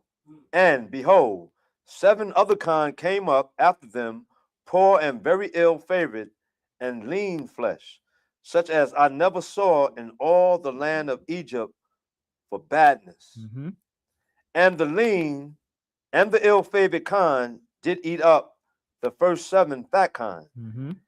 And when they had eaten them up, it could not be known that they had eaten them, but they were still ill-favored as at the beginning. So I woke, and I saw in my dream, and behold, 7 ears came up, and 1 stalk, full and good. So this is showing you the time of plenty. It's going to be in abundance. Okay. All right. Go ahead. And behold, 7 ears, withered thin, and blasted with the east wind, sprung up after them. So that's the time of the famine. So he saw that. He saw the time of the plenteous, and he saw the time of the famine. All right. Go ahead. And the thin ears devoured the 7 good ears. And I told this unto the magicians, but there was none that could declare it to me. And Joseph said unto Pharaoh, the dream of Pharaoh is one. God Most High have showed Pharaoh what he is about to do. The 7 good kind are 7 years, and the 7 good years are 7 years. The dream is one, and the 7 thin and ill-favored kind that came up after them are 7 years. And the 7 empty ears blasted with the east wind shall be 7 years of famine. Mhm. This is the thing which I have spoken unto Pharaoh. What Most High power is about to do, he showeth unto Pharaoh. Mhm. Behold, there come 7 years of great plenty throughout all the land of Egypt. All the land of Egypt. Now remember, Egypt was just like America today. Wealth, riches, fame, power. Okay? That's why everybody went down to Egypt. Okay? Read on. And there shall rise after them 7 years of famine, and all the plenty shall be forgotten in the land of Egypt. And the famine shall consume the land, and the plenty shall not be known in the land by reason of that famine following, for it shall be very grievous. And for that the dream was doubled unto Pharaoh twice. It is because the thing is established by the Most High power, and the Most High will shortly bring it to pass. He said, this is confirmed by the Most High and it will come to pass. Okay, continue. Now therefore let Pharaoh look out a man discreet and wise, and set him over the land of Egypt. Now, over the land of Egypt. Now, let's get the understanding now. We established the Hyksos was ruling. Was the Hyksos ruling over all of Egypt or a certain part of Egypt? A certain part. What part of Egypt were the Hyksos ruling in? In the lower part of Egypt, which we call in the northern part today. Okay? The part that they was ruling, it was called Avaris. That's what they called it. It's the same era as in Goshen. Okay? Now, the other Egyptians, now, that's the most fertile area of the land, the best land. Okay? Now, the other part, which was in Upper Egypt, you had the true native Egyptians that was ruling. Remember, Egypt is a big place now. It's not a small place. Lower Egypt alone by itself is almost the size of Massachusetts. All right? So, in Egypt alone is about 300 and maybe 360,000 square miles. That's bigger than Texas, the state of Texas. All right? So now the Hyksos are ruling in the part of Lower Egypt. Okay, go ahead. In the book of Genesis, chapter 41, verse 33, Zechariah. Yeah. 33, yeah. Now therefore let Pharaoh look out, let Pharaoh look out a man discreet and wise, and set him over the land of Egypt. Mhm. Let Pharaoh do this, and let him appoint officers over the land, and take up the 5th part of the land of Egypt in the 7 plenteous years, Mhm. and let them gather all the food of those good years that come, and lay up corn under the hand of Pharaoh, and let them keep food in the cities. So And that what were the cities called? What were the cities called where they store those food?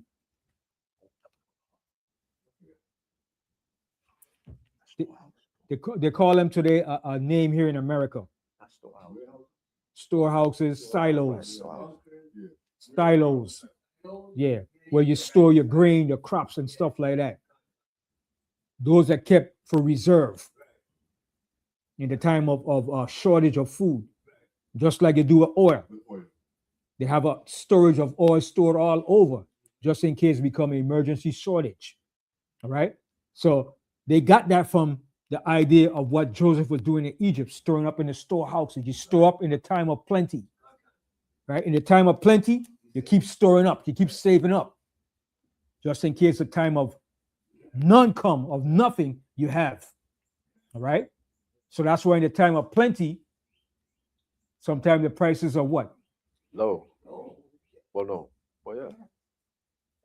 The lower. It's lower. No, It's lower. Then when it become scarce, what happened? go up. The price shoots up. That's All right, because you that have an time. abundance, so you could sell it cheap.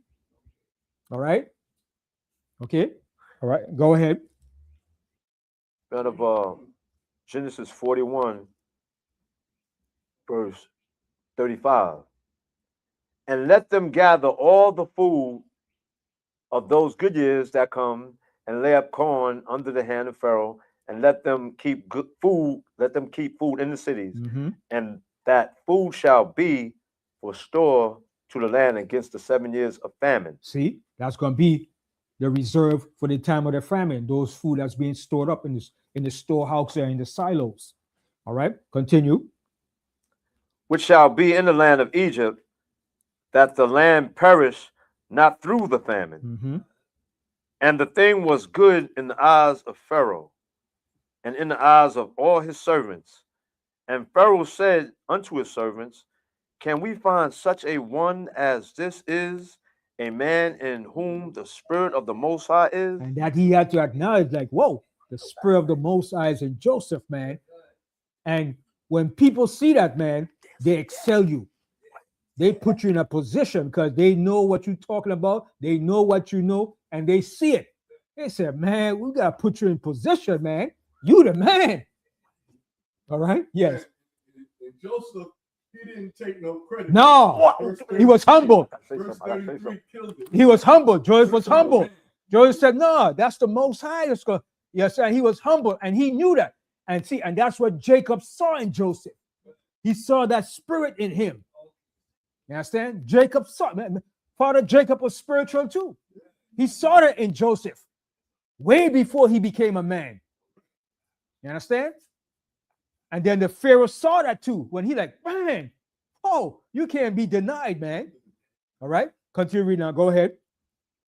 It's first Genesis 41, And verse 39. 37. 39. 39? Yep. Oh, yeah, 39. And Pharaoh said unto Joseph, for as much as the Most High have showed thee all this, there is none so discreet and wise as thou art. And Joseph was wise.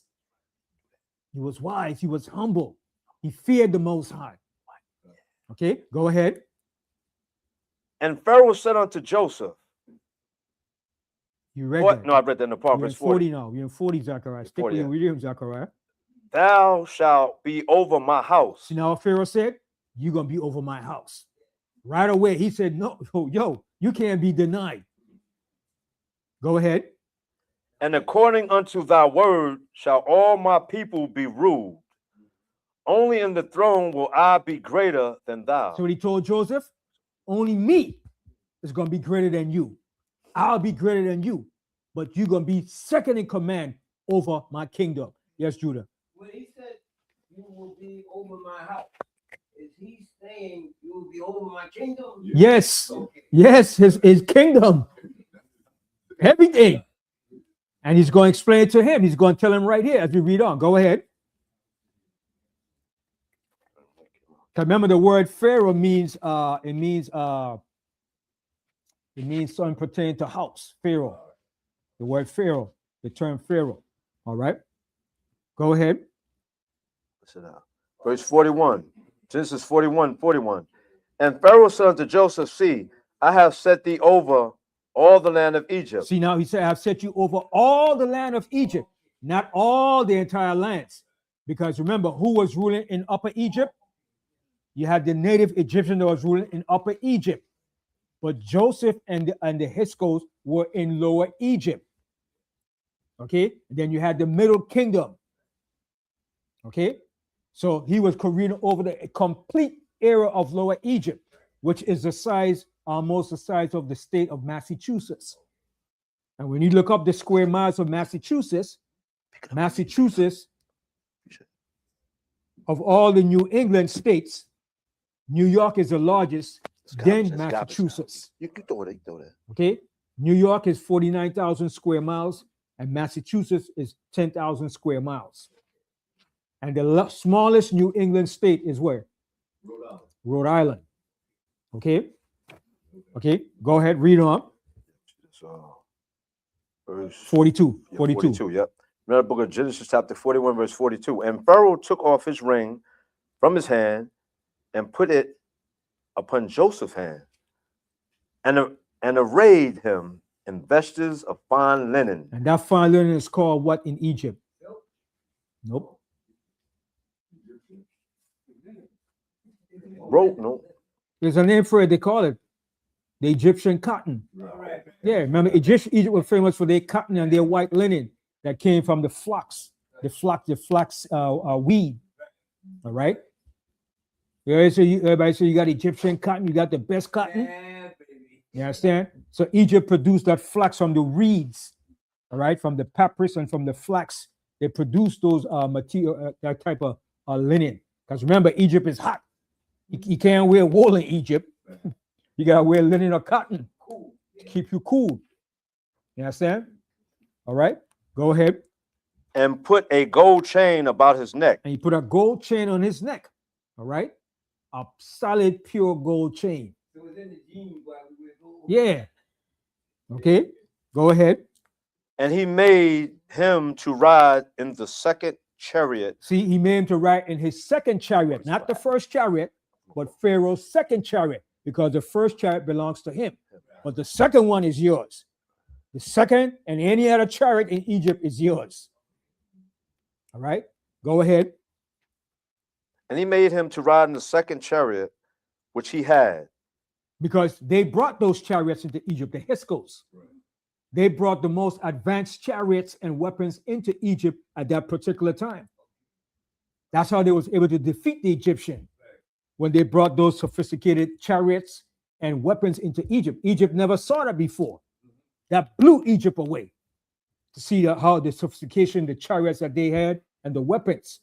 Egypt had chariots, but not the way the Hyksos had their chariots. It was motorized, man. It was bad. It was high tech. Yeah. Okay, they brought some advanced weapons too, man. Okay, go ahead. And they cried before him, bow the knee. And he made him ruler over all the land of Egypt. See, this is the point where he's gonna make Jacob ruler over all of the land of Egypt. Of Joseph. All right. Continue reading on. And Pharaoh said unto Joseph, I am Pharaoh, and without thee shall no man lift up his hand or foot in all the land of Egypt. And Pharaoh called Joseph's name Zaphath-Panah. Mm-hmm. And he gave him to wife Asna, a daughter of Potiphar, priest of On. And Joseph went out over all the land of Egypt. And Joseph was 30 years old when he stood before Pharaoh, the king of Egypt. See how old he was? 30 years old. That's when he began to rule, at the age of 30. And he held that position as a vizier, or what you call a governor in Egypt, until he died. Until he died. Okay? So continue reading on. And Joseph went out from the presence of Pharaoh and went throughout all the land of Egypt. And in the 7 plenteous years, the earth brought forth by handfuls. See, so he was ruling, right? Now his family didn't come into Egypt yet. Okay, but when they came into Egypt when he was at the age of 39. They came 9 years after. 9 years after the years of plenty. They came 2 years into the famine. Because remember, he said 7 years of plenty and 7 years of famine. So he was already ruling 9 years already in Egypt at that particular time when his father came into Egypt. So at this time, they did not come to Egypt yet. So he was already ruling from that point. All right, continue. And he gathered up all the food of the 7 years, which were in the land of Egypt, and laid up the food in the cities, the food of the field, which was round about every city laid he up in the same. And Joseph gathered corn as the sand of the sea, very much, until he left numbering, for it was without number. And unto Joseph were born 2 sons before the years of famine came. See, and his sons were born 2 years before the famine came. All right, continue. Which Asna, the daughter of Pethphera, priest of On, bare unto him. And Joseph called the name of the firstborn Manasseh. For the Most High Power, said he, have made me forget all my toil and all my father's house. And the name of the second called he Ephraim. For the Most High Power have caused me to be fruitful in the land of my affliction. And the 7 years of plentiness that was in the land of Egypt were ended. So it ended now. That 7 years of plenty ended. Okay, continue. And the 7 years of dearth began to come, according to Joseph had said. And the dearth was in all lands, but in all the land of Egypt there was bread. There was plenty food in Egypt. There was a famine in Canaan too. So the Most High set up the whole scenario now. He put Joseph in position, and then Jacob's going to tell his sons, yo, go into Egypt for food, man. Go into Egypt for food because we ain't got no food here. But the Most High set up the whole thing to put Joseph in position for us. All right, continue. And when all the land of Egypt was famished, the people cried to Pharaoh for bread. And Pharaoh said unto all the Egyptians, go unto Joseph.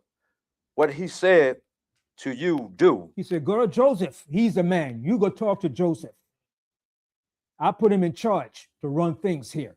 Go ahead. And the famine was over all the face of the earth. And Joseph opened all the storehouses and so unto the Egyptians. And the famine waxed sore in the land of Egypt. And all countries came into Egypt. All the countries that was around the surrounding area came into Egypt for food. All right, go ahead. And all the countries came into Egypt to Joseph for to buy corn, because that the famine was so sore in all lands. Okay, read 42 now. Yeah, verse 42 out of Genesis 42. Now when Joseph saw that there was corn in Egypt, Jacob said unto his sons, why do ye look one upon another? So Jacob said, why are you here standing looking at me, looking at your brother? Go find food. Don't look at me. Y'all old enough now. Y'all not no little boys. Y'all grown big men now. Okay, go ahead. And he said, behold, I have heard that there is corn in Egypt. Get you down thither and buy for us from thence, that we may live and not die. And Joseph's 10 brethren went down to buy corn in Egypt. But Benjamin, Joseph's brother, Jacob sent not with his brethren, for he said, lest peradventure mischief before him. He said, I don't want what happened to Joseph happen to Benjamin. Yeah, yes. Yeah. A lot of wealth. So Joseph was in position for us when we came into Egypt. The Most High put him in a position for us when we come into Egypt. We don't have to worry. Everything was being provided for us under Joseph's administration. That canceled out the bondage. Okay? Now hold that right here. Don't forget what verse you're in, Zach. Yes, You in the fifth, going to the fifth verse now. Yes, sir. Go to Genesis 50 now. Genesis 50, 50, 50. Yep, 50. All right, you read Genesis 50, and you're gonna read here.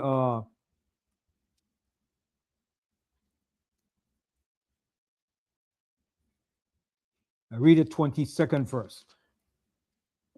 Read the book of Genesis, chapter 50, verse 2. 22. Read the book of Genesis, chapter 50, verse 22. And Joseph dwelt in Egypt, he and his father's house. And Joseph lived 110 years. How long did he live? 110 years. So how long did he rule for?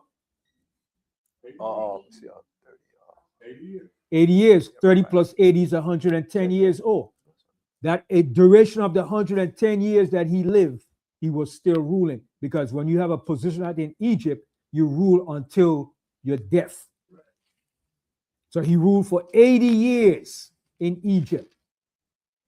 Okay? Now I'm going to show you two time period in that date. Right? Now, when he ruled, from the time that he started to rule, it gives you 80 years of him ruling. When his father came down to Egypt, he was in the 9th year of his rule. So that gave him 71 years from the time that Jacob came to Egypt. He started at 30, which will give you 80 years altogether. But when Jacob went down to Egypt, that began the other half of the 215 years. All right? So that's 71 years that he was ruling when his father came into Egypt. All right? 71 years. Okay? Now, how old was Moses when he took us out of Egypt? 80 years. 71 plus 80 is how much? 151. 151, right? Now, 215 years minus 151 is how much? 215 years minus 151 is how much?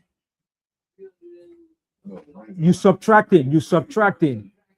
215 minus 151 is how much? Nobody doing the math? 215 minus 151.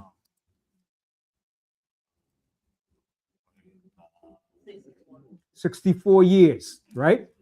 That's the gap from the death of Joseph to the birth of Moses. 64 years. Because we only spent 215 years in Egypt altogether.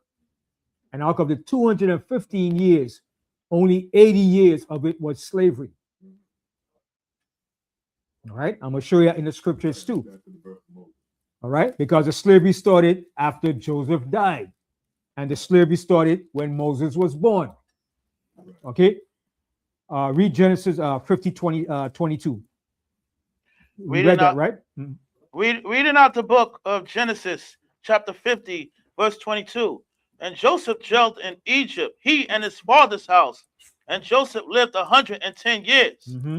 And Joseph saw Ephraim's children of the 3rd generation. The children also of Mashir, the son of Manasseh, were brought up upon Joseph's knees. Mm-hmm. And Joseph said unto his brethren, I die, and the Most High will surely visit you, and bring you out of this land unto the land which he sware to Abraham, to Isaac, and to Jacob.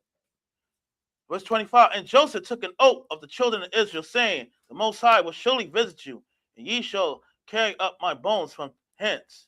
So Joseph died, being 110 years old, and they embalmed him, and he was put in a coffin in Egypt. All right. So you see, the length of Joseph's rule in Egypt was 80 years.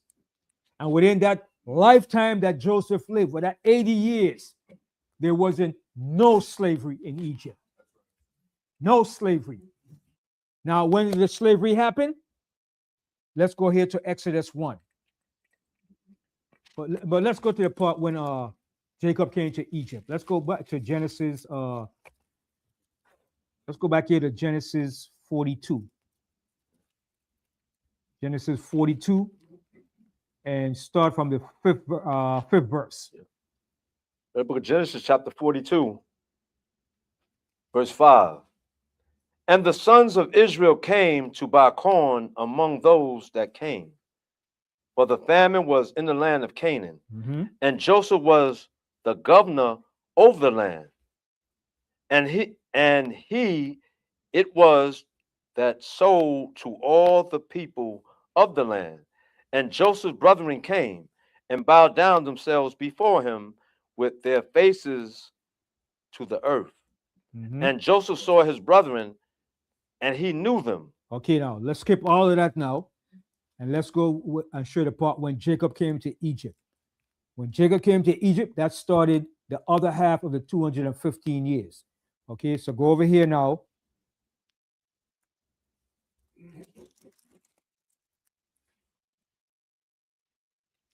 Over here to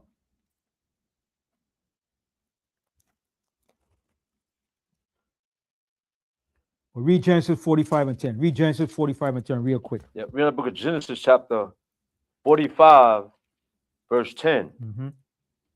And thou shalt dwell in the land of Goshen, See, that's where we dwell, the land of Goshen, which is in the what you call the Nile Delta Valley, known as Lower Egypt. All right, go ahead. and thou shalt be near unto me, thou and thy children, and thy children's children, and thy flocks, and thy herds, and all that thou hast. Okay, so now read Genesis 45. Start from the first verse. The book of Genesis, chapter 45, verse 1. Then Joseph could not refrain himself before all them that stood by him.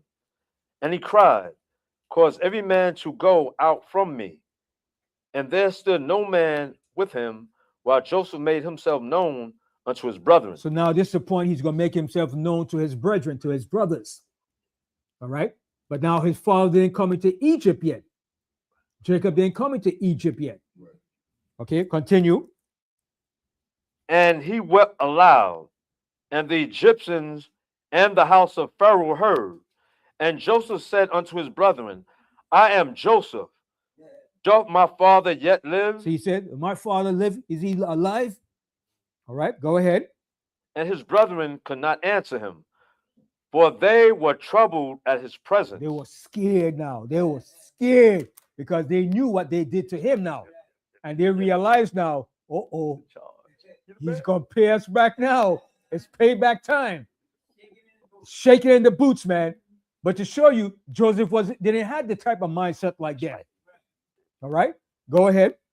And Joseph said unto his brethren, Come near to me, I pray you. And they came near. And he said, I am Joseph, your brother, whom ye sold into Egypt. Whom you sold into Egypt. He had to rub it in their faces to let them know what they did was wrong. All right, you sold me into Egypt. But guess what? I'm not going to hold it against you. That's love, man. That is love, man. That's some high level of love, man, for him not to want retribution and justice against what they did to him, man. Yes, Judah. It's amazing how he was so wise that he seen if it was not done, he wouldn't have been doing the Most High will. It wouldn't have been possible. Right. You understand? And he knew that. He saw that because he was a visionist. Right. Yes, that's why Jacob loved him. Right. Jacob saw that spirit in him. I mean, that spirit couldn't be held back. That spirit was shining. You understand? All right. Go ahead, read on. Go ahead. So the first right here. Read the book of Genesis, chapter 45, and 5. Verse 5. Now therefore be not grieved, nor angry with yourselves, that ye sold me hither. For the Most High did send me before you to preserve life. See what he said? It was the Most High that did this. This was the Most High's plan. So I could preserve life for all of us in Egypt. All right, go ahead. For these 2 years hath the famine been in the land, and yet there are 5 years, in the which there shall neither be earing nor harvest. You got 5 more years to go. Okay, they're in the 2nd year of the famine. All right, so that's the 9th year. 7 years went by. Now this is the 2nd year. Now the 9th year of his rule in Egypt. This is the 9th year of his rulership in Egypt. And this is the point where Jacob is going to come down to Egypt. All right.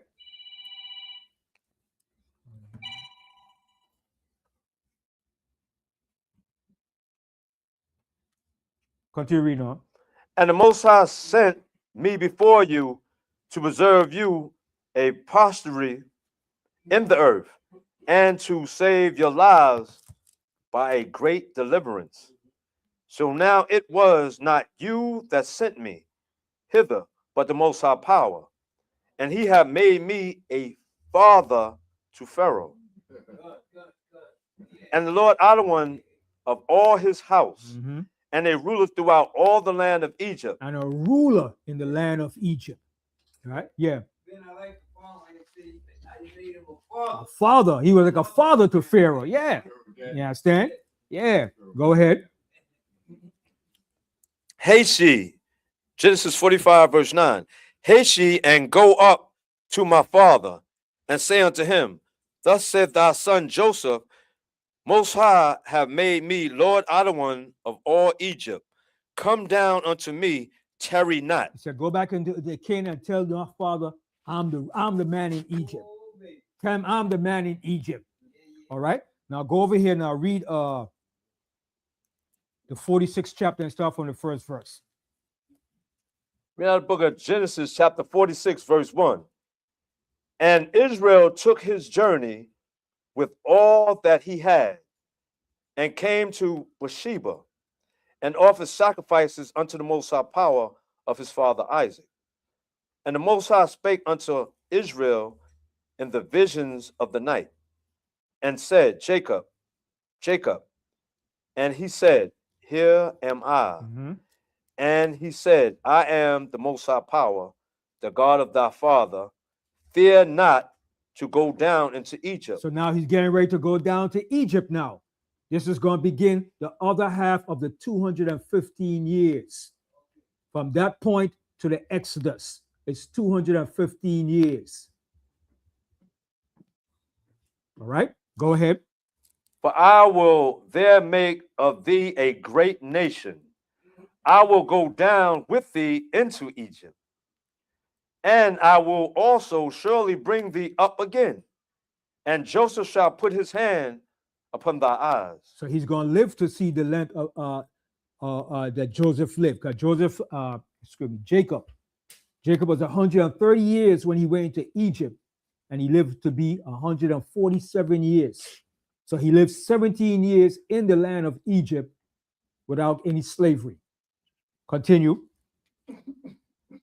And Jacob rose up from Beersheba, and the sons of Israel carried Jacob their father, and their little ones, and their wives, in the wagons which Pharaoh had sent to carry him. And they took their cattle, and the goods, and their goods, which they had gotten in the land of Canaan, and came into Egypt, Jacob and all his seed with him. See now, this begins the second half of the 215 years. All right, continue. His sons and his sons' sons with him, his daughters and his sons' daughters, and all his seed brought he with him into Egypt. And these are the names of the children of Israel. Okay, so we're gonna read. So we know it's all okay. Go over here and read.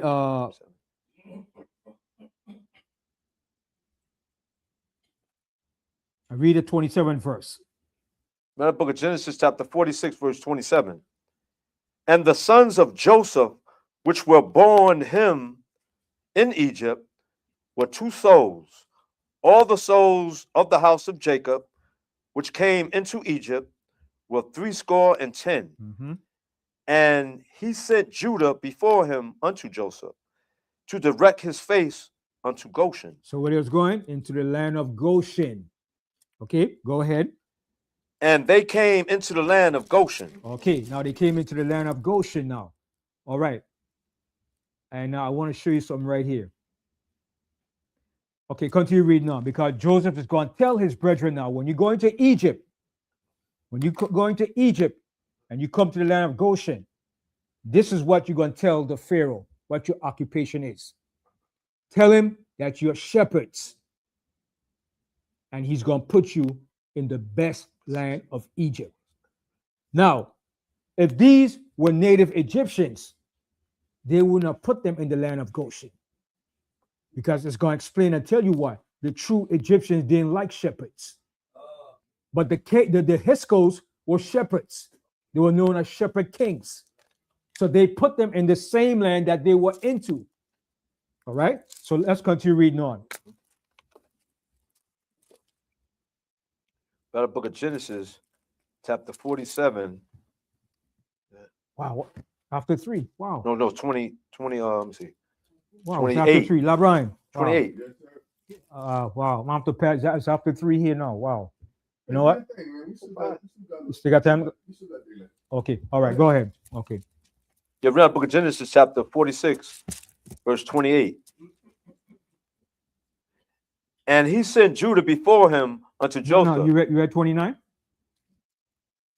No, it was 29. Genesis chapter 46, verse 29. Yeah. And Joseph made ready his chariot and went up to meet Israel his father to Goshen and presented himself unto him. And he fell on his neck and wept on his neck a good while. And Israel said unto Joseph, now let me die, since I have seen thy face, because thou art yet alive. And Joseph said unto his brethren and unto his father's house, I will go up and show Pharaoh, and say unto him, my brethren, my father's house, which were in the land of Canaan, are come unto me. And the men are shepherds. So he said, and the men are shepherds. What was the Hyksos' name? They were known as shepherd kings. But to the Egyptian, they were known as foreign rulers of the land. Right. Okay, continue. For their trade have been to feed cattle, and they have brought their flocks and their herds and all that they have. And it shall come to pass when Pharaoh shall call you. See what he said? Now he's instructing them now. When Pharaoh call you, and he's going to ask you a particular question, this is what you're going to tell Pharaoh. Okay, go ahead. And shall say, what is your occupation? See, you're going to ask him, what is your occupation? All right, go ahead. That you shall say, thy servants' trade have been about cattle from our youth even until now, both we and also your fathers, that ye may dwell in the land of Goshen. For every shepherd is an abomination unto the Egyptians. See, to the native true Egyptian, a shepherd was an abomination, and they didn't associate with you. You were looked down and you were scorned. But if these were native Egyptians, why would they put them in the land of Goshen? So you see, sometimes in the scriptures, you have to search other, you have to get other records and historical books, because these were the Hyksos in the land at this particular time. This was not the true native Egyptians that was down in Upper Egypt. These were the Hyksos that was ruling in that particular dynasty, which was the 15 and 16 dynasty of Egypt. All right? Yes, Judah. You know, man, when you speak on that, it sort of like puts me in the frame of mind, like, you know how when other people come from other places, they place them in the neighborhood where their people Where they're associated with, right? Yeah, you know, right. Instead of placing them with somebody else, because that way you can relate. Right. You can relate to the situation around you just surrounded. Or you might have us, you know, like if you take Jake and you put him with someone else, you might be able to wake them people up. So they put, you know, right. Just like if I'm from the island, right? Let's say I come from the islands. I'm not going to go and live where white people live. I'm going to live where people from the islands live. It's a natural thing because I can relate. I can relate to them. They can relate to me. We eat the same food. We do almost the same thing. I'm not going to go in a white neighborhood that they'll look at me like, don't know what I'm about. It's a natural thing, right? Just like when Jake come from down south, they come to where people that they know are. You understand? And that's what most people from the south did when they came to the north. They came to the area where they're familiar.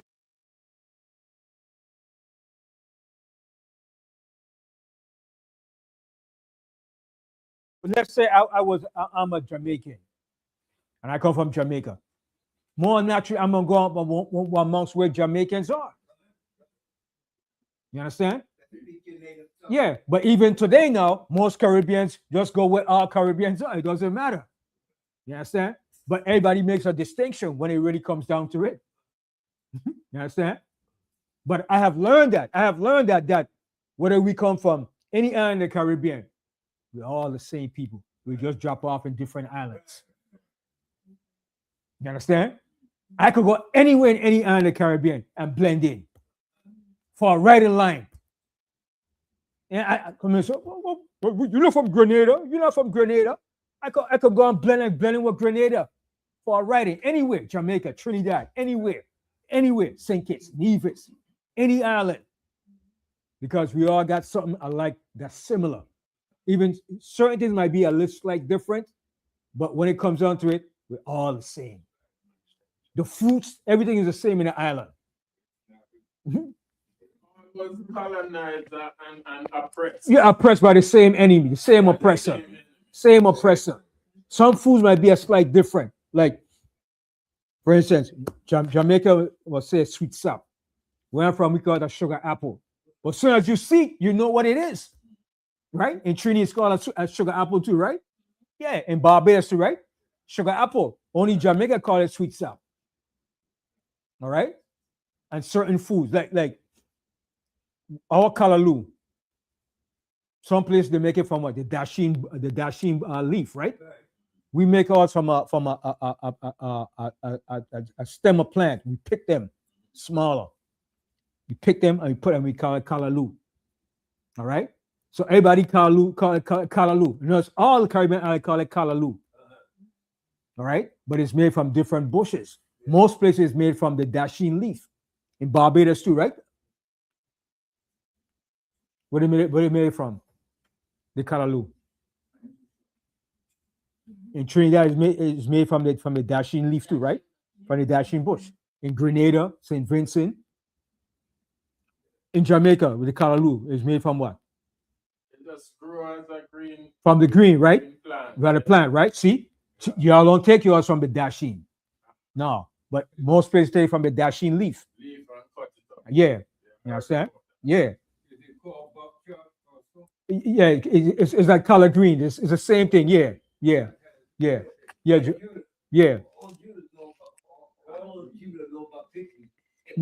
And all Judah know collard green. It's the same thing. Collard greens. You understand? Yeah. Collard greens or what's the other one? Turnip greens? Mustard greens. Yeah, turnip greens. Yeah. Mustard greens too. Yeah. Right. You understand? Yep. All right. So go ahead. Now I finished which one? All of 46. Okay, so we see that to the Egyptians, a shepherd was an abomination. So the Hyksos placed us in the same land that they were in because the Hyksos were not native Egyptians. They were shepherds just like we were. All right. Now, when you go over here now, read 47. Read 47 now. Yeah. Was we as shepherds Normans? I mean, when I say Normans, like, you know, we traveled to one place. We weren't so much nomads because we had a stationary land, which was Canaan. It's only because of the famine we went into Egypt. But our occupation was taking care of sheep, cattle, goats, and stuff like that. That was Jacob's occupation, which he passed on to his sons. All right. So when we went to Egypt, we still carry on the same occupation as shepherds. Same trade. Abraham, Isaac, they were shepherds. Even Moses was a shepherd until he became a general. Remember when he went to Midian, what was he doing? Taking care of the sheep and goats of Jethro. Yeah, the care of the flocks. All right. The Most High was grooming him to be a leader over us. All right. So read 47 and 1. Yeah. In the book of Genesis, chapter 47, verse 1. Then Joseph came and told Pharaoh and said, my father and my brethren and their flocks and their herds and all that they have are come out of the land of Canaan, and behold, They are in the land of Goshen. See, the Most High let you know where we were situated in the land of Goshen, not all over Egypt. In the land of Goshen, which is in the lower part of Egypt, known as the Nile Delta Valley area. That's the land we were located in, the land of Goshen. It was a big area. It was big. Okay, go ahead. And he took some of his brethren, even 5 men, and presented them unto Pharaoh. Mm-hmm. And Pharaoh said unto his brethren, See, now Pharaoh's going to ask them now. Pharaoh's going to ask them. Okay, go ahead. what is your occupation? So he said, what is your occupation? What kind of work you do? All right, go ahead. And he said unto Pharaoh, thy servants are He shepherds. said, we are shepherds. All right, because they were shepherds too, the Hiscos. All right, go ahead.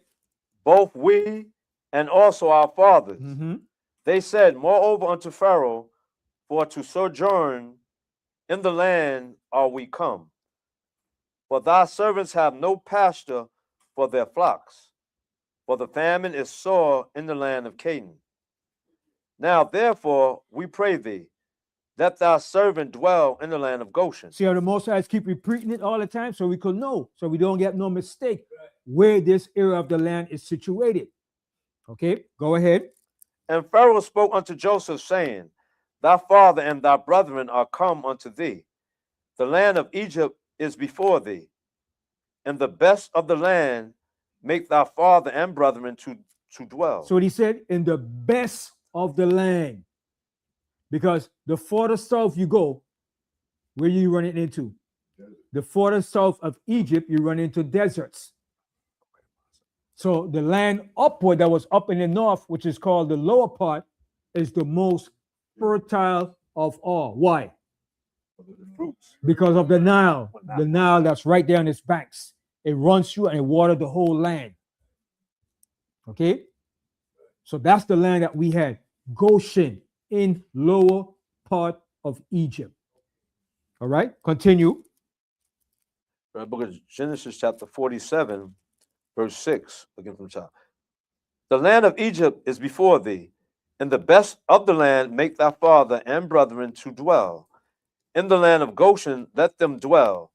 And if thou knowest any men of activity among them, then make them rulers over my cattle. Mm-hmm. And Joseph brought in Jacob his father, and set him before Pharaoh. And Jacob blessed Pharaoh. And Pharaoh said unto Jacob, how old art thou? So Pharaoh is looking at Jacob and saying, "Oh, I know you've been around. You know a lot. You've seen a lot." He said, "How old are you?" All right, go ahead. And Jacob said unto Pharaoh, the days of the years of my pilgrimage are 130 years. So when Jacob went to Egypt, he was 130 years old when he went into Egypt. All right, go ahead. Few and evil have the days of the years of my life been, and have not attained unto the days of the years of the life of my fathers in the days of their pilgrimage. And Jacob blessed Pharaoh, and went out from before Pharaoh. And Joseph placed his father and his brethren, and gave them a possession in the land of Egypt. In the best of the land. See, in the best of the land. Okay, go ahead. In the land of Ramesses, as Pharaoh had commanded. And Joseph nourished his father and his brethren, and all his father's household with bread according to their families. Okay, now jump down to 27. In the book of Genesis, chapter 47, verse 27. And 1. No, yeah, 27. Yeah, verse 27. Yeah. Yep, Genesis 47, verse 27. And Israel dwelt in the land of Egypt, in the country of Goshen, Mm-hmm. and they had possessions therein, and grew and multiplied exceedingly. And Jacob lived in the land of Egypt 17 years. So he lived in Egypt for 17 years. And for those 17 years that he lived, was there any slavery? No slavery. Okay, go ahead. So the whole age of Jacob was 147 years. So he lived to be 147 years, then he eventually died. All right, Now jump over here now to the 48th chapter. The 48th chapter, and start from the 8th verse. The book of Genesis, chapter 48, verse 8. And Israel beheld Joseph's sons and said, Who are these? And Joseph said unto his father, They are my sons, whom the Most High have given me in this place. And he said, Bring them, I pray thee, unto me, and I will bless them. So he blessed them before he died. That's something that we always did. We always bless our children, our grandchildren, before you die. You put a blessing upon them. All right? Continue. Now the eyes of Israel were dim for age, so that he could not see. And he brought them near unto him, and he kissed them and embraced them. And Israel said unto Joseph, I had not thought to see thy face, and lo, Most High have showed me also thy seed. And Joseph brought them out from between his knees, and he bowed himself with his face to the earth. And Joseph took them both, Ephraim in his right hand, toward Israel's left hand, and Manasseh in his left hand, toward Israel's right hand. So he's putting the oldest son to be blessed by his right hand, because that's the order. You put your oldest son to get the blessing. All right? But what Jacob did, Jacob switched it around. And Joseph was like, no, not so, father. No.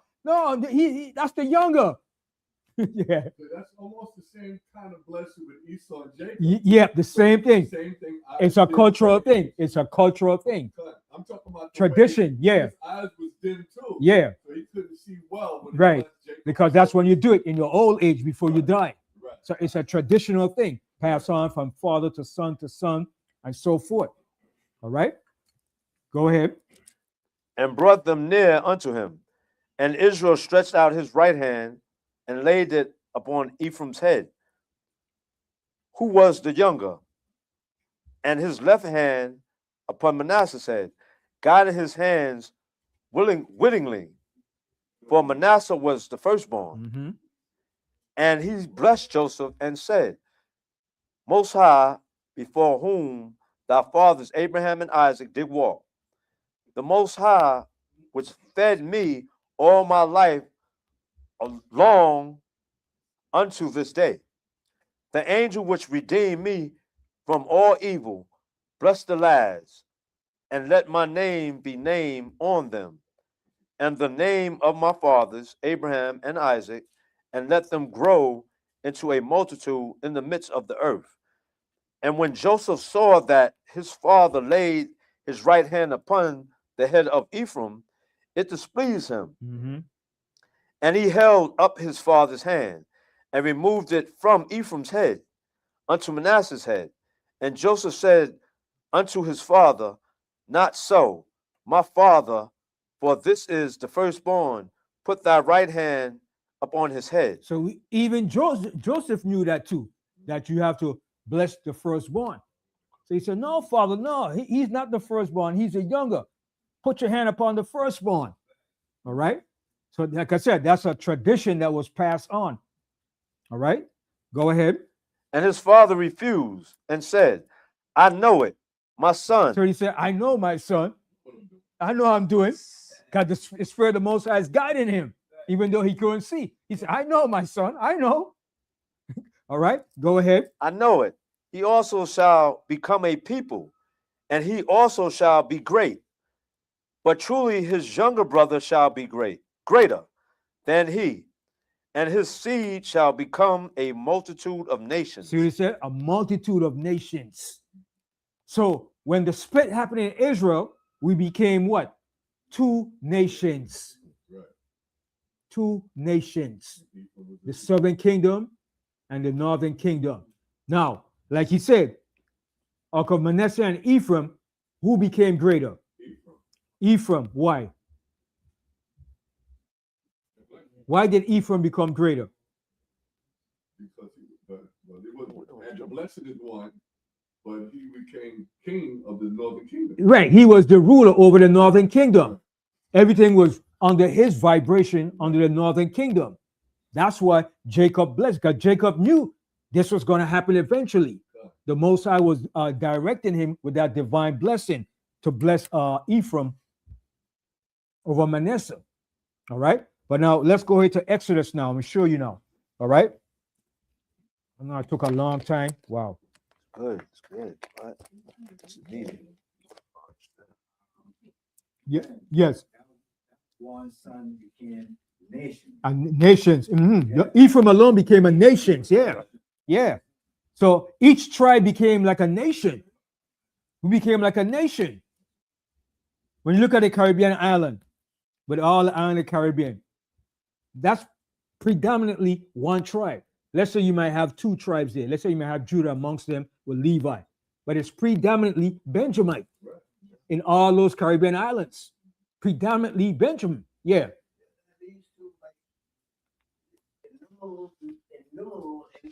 Right.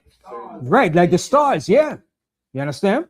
Because look, the population of Jamaica alone is what? Is what? About 3 million, right? Now, how many Jamaicans you got spread out to different places throughout New York, England, Canada? It's probably more than one in the island, right? Yeah. Look at that. From the 70s. Yeah. By the time they was going to England, back in even before the 70s. It's in the 40s, right? With the Windrush generation. Yeah. Canada must have got over 2 million Jamaicans. New York must have got about 1 million Jamaicans. We have a large Jamaican population. Where's New Jersey, Florida, Miami, Florida, Virginia.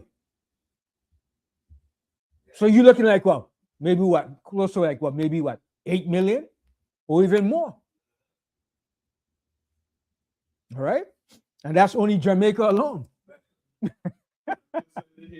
Yeah. And then Trinidad got a population of what? 3 million, right? About what? 2 million? 1 million? Almost two. And plus what's scattered abroad? Yeah. Yeah. And then Haiti got a population of how much? About 10 million in Haiti, right? Yeah. Plus what's scattered all over here throughout New York, everywhere. France, Nigeria. Yeah. So we're in the millions. Millions. So go in a circle to connect to your class. That's how Trump come with his secret council with ICE. Mhm. Yeah. It's The same process. Yeah. All right. So let's go now over here to Exodus, right? Go to Exodus, the first chapter. Now read Exodus 1 and 1. And then I'm going to close out, continue this next week because it's almost 4 o'clock. Wow. All right. The book of Exodus, chapter 1, verse 1. Now these are the names of the children of Israel, which came into Egypt. Every man and his household came with Jacob. Okay, so this begins the 215, the other half of the 215 years going to Egypt. Go ahead. Reuben, Simeon, Levi, and Judah. Issachar, Zebulun, and Benjamin. Dan, Naphtali, Gad, and Asher. And all the souls that came out of the loins of Jacob were 70 souls. For Joseph was in Egypt already. Mm-hmm. And Joseph died, and all his brethren, and all that generation. Now, when Joseph died, was there still any slavery in Egypt? No. There wasn't no slavery. All right. So we had a length of time, even after when Joseph died, there wasn't no slavery. Okay. So when did the slavery start? When Moses was born. All right. Read on. It says, Exodus 1 verse 7. And the children of Israel were fruitful, and increased abundantly, and multiplied, and waxed exceeding mighty, and the land was filled with them. In Lower Egypt. All right, go ahead. Now there arose up a new king over Egypt, which knew not Joseph. Okay, so this one, that new Pharaoh that was not a Hyksos, came in, and that Pharaoh was Amuz, the one that expelled the Hyksos out of Egypt. All right, this is going to begin the reign of the 18th dynasty. He came from the 17th dynasty of Egypt. Because remember, the true native Egyptians skipped the 15th and 16th dynasty of Egypt and went straight to their 17th dynasty, which was ruled in Upper Egypt. So when they took back Egypt, they took back Upper Egypt, Middle Kingdom, and the Lower Kingdom. And the Lower Kingdom became the main kingdom that they ruled from, and they called that the 18th dynasty of Egypt. That's the dynasty that we serve slavery under, the 18th dynasty of Egypt. The dynasty prior to that, there wasn't no slavery in that dynasty. And that was the 15th and 16th and 17th dynasty of Egypt. All right. So Amuz came from the 17th dynasty. And when he took over and expelled the Hyksos, he began the 18th dynasty of Egypt in the lower part of Egypt. And that's when they're enslaved. That's why it says, read that 7th verse again. Yep. Exodus No, chapter, the 8th verse. Read that 8th verse again. Exodus chapter 1, verse 8. Now there arose up a new king over Egypt, which knew not Joseph. And he said unto his people, behold, the people of the children of Israel are more and mightier than we. See, now that's when the slavery started to kick in. That's when the slavery came in. When this Pharaoh came into rulership after he expelled the Hyksos. All right. Now, when he said that the children of Israel are more in number than us, what was he referring to? Was he referring to all of Egypt? Make the statement again. Say it again. Okay, read the 8th verse again. Read the 8th verse again. Yep. Exodus 1, verse 8. Now there arose up a new king over Egypt, which knew not Joseph. And he said unto his people, behold, the people of the children of Israel are more and mightier than we. What does he mean by that? Was he referring to all of Egypt? All of Egypt, population. No. The question, does that Pharaoh rule all Egypt or just the Lord? At that time, he wasn't ruling over all Egypt. He was only, this particular Pharaoh was only ruling in Upper Egypt. This was the Pharaoh that was in Upper Egypt. So when they came back up from and expelled the Hyksos, you understand? That's when they established this dynasty called the 18th dynasty. So when they came into power now, we outnumber them. You understand? Because they were only ruling in the upper part of Egypt. So now when he came into power now, then he took back all of Egypt. Then he made that statement. He said, listen, we got to put them in slavery. Because if we don't, they're going to overpower us. Because remember, while they was down in Upper Egypt, they were contending and fighting with the Nubians, the Ethiopians. And the Hyksos had them at bay. While the Hyksos was ruling, they couldn't come back and take back over Egypt. So they was down in Upper Egypt contending with the Ethiopians, the Nubians, and those families. You understand? So when he came back now and took over Egypt now he said, look, we're the minority. These people is going to join up with our enemies. Who was the enemies he was talking about? The Ethiopians and the Hyksos, because they had just expelled the Hyksos. Yes. That same manner exists today. Same thing exists today. Right. So whenever we start to become prosperous, oh, no. Make laws to make laws. Make policies to curtail these niggas. And that's what they did in all the cities that we had. Tulsa, Oklahoma. You understand? And that's why Trump then came up with what they call it, 2025, what's the name? Project 2025. They don't care if you vote or you don't vote. Their whole purpose is not to allow you to have any power. Whether you vote or not, they're not going to allow you to have no power. Okay? Because they know they're becoming the minority and we're becoming the majority. But we have always been a majority anyway. So that's why they stigmatize and say we're the minorities. You understand? But they know that. They know they're losing their power and grip of power. So they're going to implement policies and laws against us now. They're losing it and they know it. All right. So he's doing the same thing now. That's what he did. When he came into power now, he said, listen, oh no, Joseph is dead. I'm the new Pharaoh.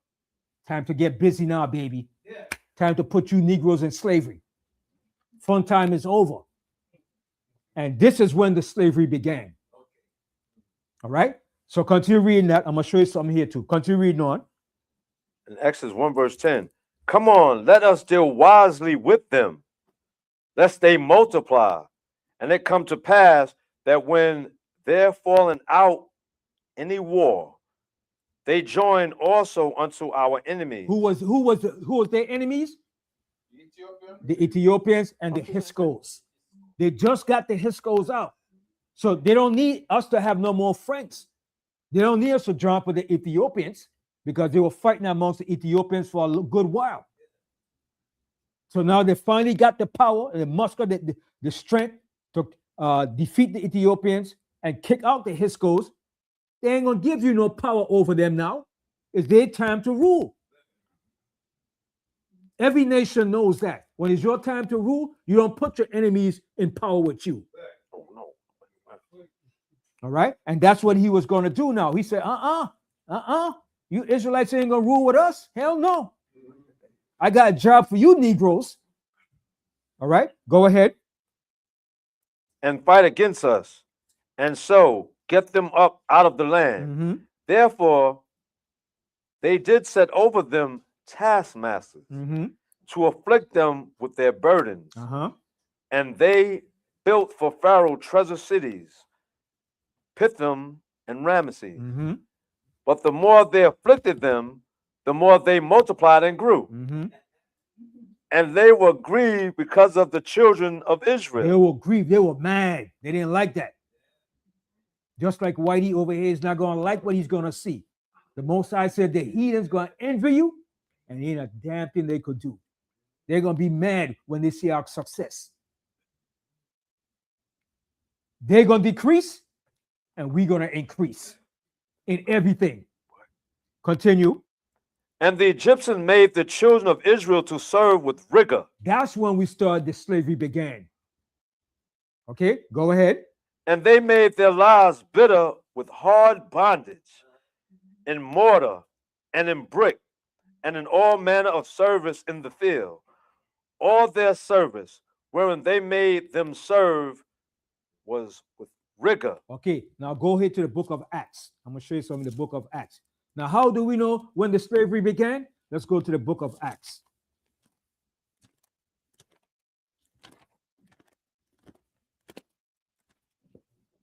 I think this might be my last scripture, all right? Because Acts 7. Go to Acts the 7th chapter. I'm going to continue this most I willing next week. I don't want to make it too long. Everybody get tired and Never tired of this word. go to Acts the 7th chapter. I'm going to tell you where to start. Acts 7. And you're going to start here from now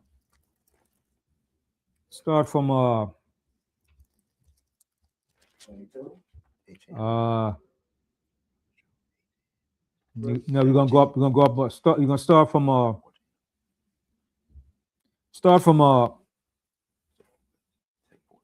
Someone said that's why we'll never get that. Yeah, we're gonna get it. Yeah, the most we're gonna get it. We're gonna get it. The most I'm gonna force them to give us the reparations. Start here from the 12th verse. 12. Read book of Acts chapter 7 verse 12. But when Jacob heard that there was corn in Egypt, he sent out our fathers first. Mhm. And at the second time, Joseph was made known to his brethren, Mhm. and Joseph's kindred was made known unto Pharaoh. Mhm. Then sent Joseph and called his father Jacob to him, and all his kindred, 75 souls. So Jacob went down into Egypt and died, he and our fathers, Mhm. and were carried over to Shechem, and laid it to the scepter that Abram brought for a sum of money of the sons of Emor, the father of Shechem. But when the time of the promise drew nigh, which Most High Power had sworn to Abram, See, the time of the promise, which he have sworn to Abraham, drew nigh. All right, go ahead. the people grew and multiplied in Egypt, Mhm. till another king arose, which knew not Joseph, See, which another king that came up that knew not Joseph. Yes, he knew Joseph, but he didn't want to recognize Joseph. All right, go ahead. and the same dealt subtly with our kindred, and evil entreated our fathers, so that they cast out their young children to the end that might not live. They might not live. That's one, and in they might not live. Mhm. In which time Moses was born, When was Moses born? In the time of the slavery, the affliction. All right, yes, Judah. And then, what is this guy's name? The Kennedy that's in charge of vaccines and stuff like that. Yeah, that knucklehead. Yeah. Well, anyway, they put him on TV in front of an assembly, and they was asking him questions. And what came out of a documentary was that they got these drugs called Come out closer to the mic. Come on closer to the mic. They got these here different kind of drugs that's out now that induces today, that Mhm. induces violence Yeah. and all type of other illnesses in the young generation. Mhm. That it induces violence where the police will come against them. I'm saying also to say this because we're going into another generation, and that's how they're killing them off also. Mhm. Right. With all these here different kind of drugs, whether if it's legal or illegal. Right. Because some of the young children don't want to know nothing about the Right. history and what happened in the past. They just want to just move on. I ain't got time for that. You understand? So that's what happened when we came to Egypt with that generation. They didn't know what the Most High did for us, so they didn't give a damn. Right. And this You guy understand? they put there don't have no doctorate degree or nothing about no vaccine or nothing. Right. He's just there to do what damage he can do to us. All right. So continue reading that. So it said, in which time Moses was born, that's when the slavery began. All right, go ahead. Read 20 again. The book of Acts, chapter 7, verse 20. In which time Moses was born and was exceeding fair, and nourished up his father's house 3 months. Mhm. And when he was cast out, Pharaoh's daughter took him up and nourished him for her own son. And Moses would learn in all the wisdom of the Egyptians, and was mighty in the words and in deeds. Mhm. And when he was full 40 years old, it came into his heart to visit his brethren, the children of Israel. So now when he was 40 years old, when he saw what was being done to his brothers, and he killed that Egyptian, and when he was found out, that's when he fled.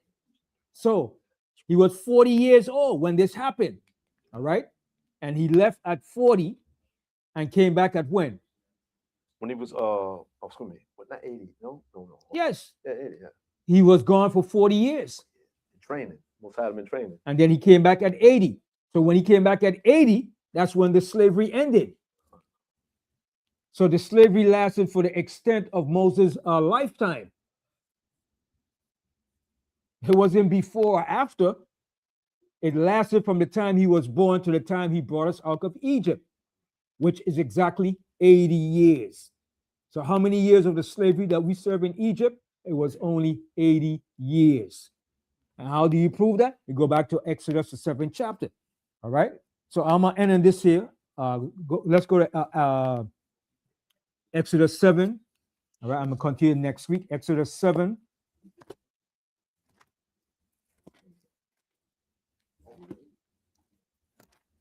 So the slavery started when he was born, and it ended when he brought us out of Egypt.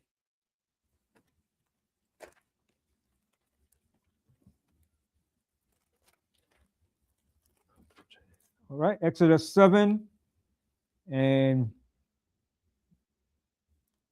start here from read from the 5th verse. The book of Exodus, chapter 7, verse 5. And the Egyptians shall know that I, the Most High, am the Lord, when I stretch forth my hand upon Egypt, and bring out the children of Israel from among them. And Moses and Aaron did as the Lord Most High commanded them, so did they. And Moses was 80 years old, and Aaron 83 years old, when they spoke unto Pharaoh. See, he was 80 years old when he spake unto Pharaoh. When they spoke with Pharaoh, that wasn't long after they left Egypt. It was about a week after, 2 weeks after, because the Passover was coming up. So he was still at 80 when he left Egypt. So how long was the slavery? 80 years. From the time he was born to the time he brought us out of Egypt. It wasn't no more, no less. But how long did we spend in Egypt altogether? 215 years. Beginning when Jacob went down to Egypt. 215 years in Egypt. And only 80 years of it was slavery. Because the first 80 years, Joseph ruled. So you look at it. 80 years of Joseph ruled. 80 years of Moses' lifetime. That's 160. And if you put it in the other way of counting, that's 55 years left over. 160 plus 55 is how much? 215. 160 plus 55 is 215. So you got 80 years of Joseph, 80 years of Moses, that's 160. And the 50 years gap would be from the death of Joseph to Moses, which gives you 215 years. You could use that scenario. You could use the one when Joseph started at 71 years, his 9th year. All right. To the with Moses' age 80, that's 151, which will give you a space of 64 years from Joseph to Moses, which still comes out to 215 years. Right. So the amount of years we spend in Egypt altogether is only 215 years. Not 400, not 430. And only 80 years of it was slavery. All right?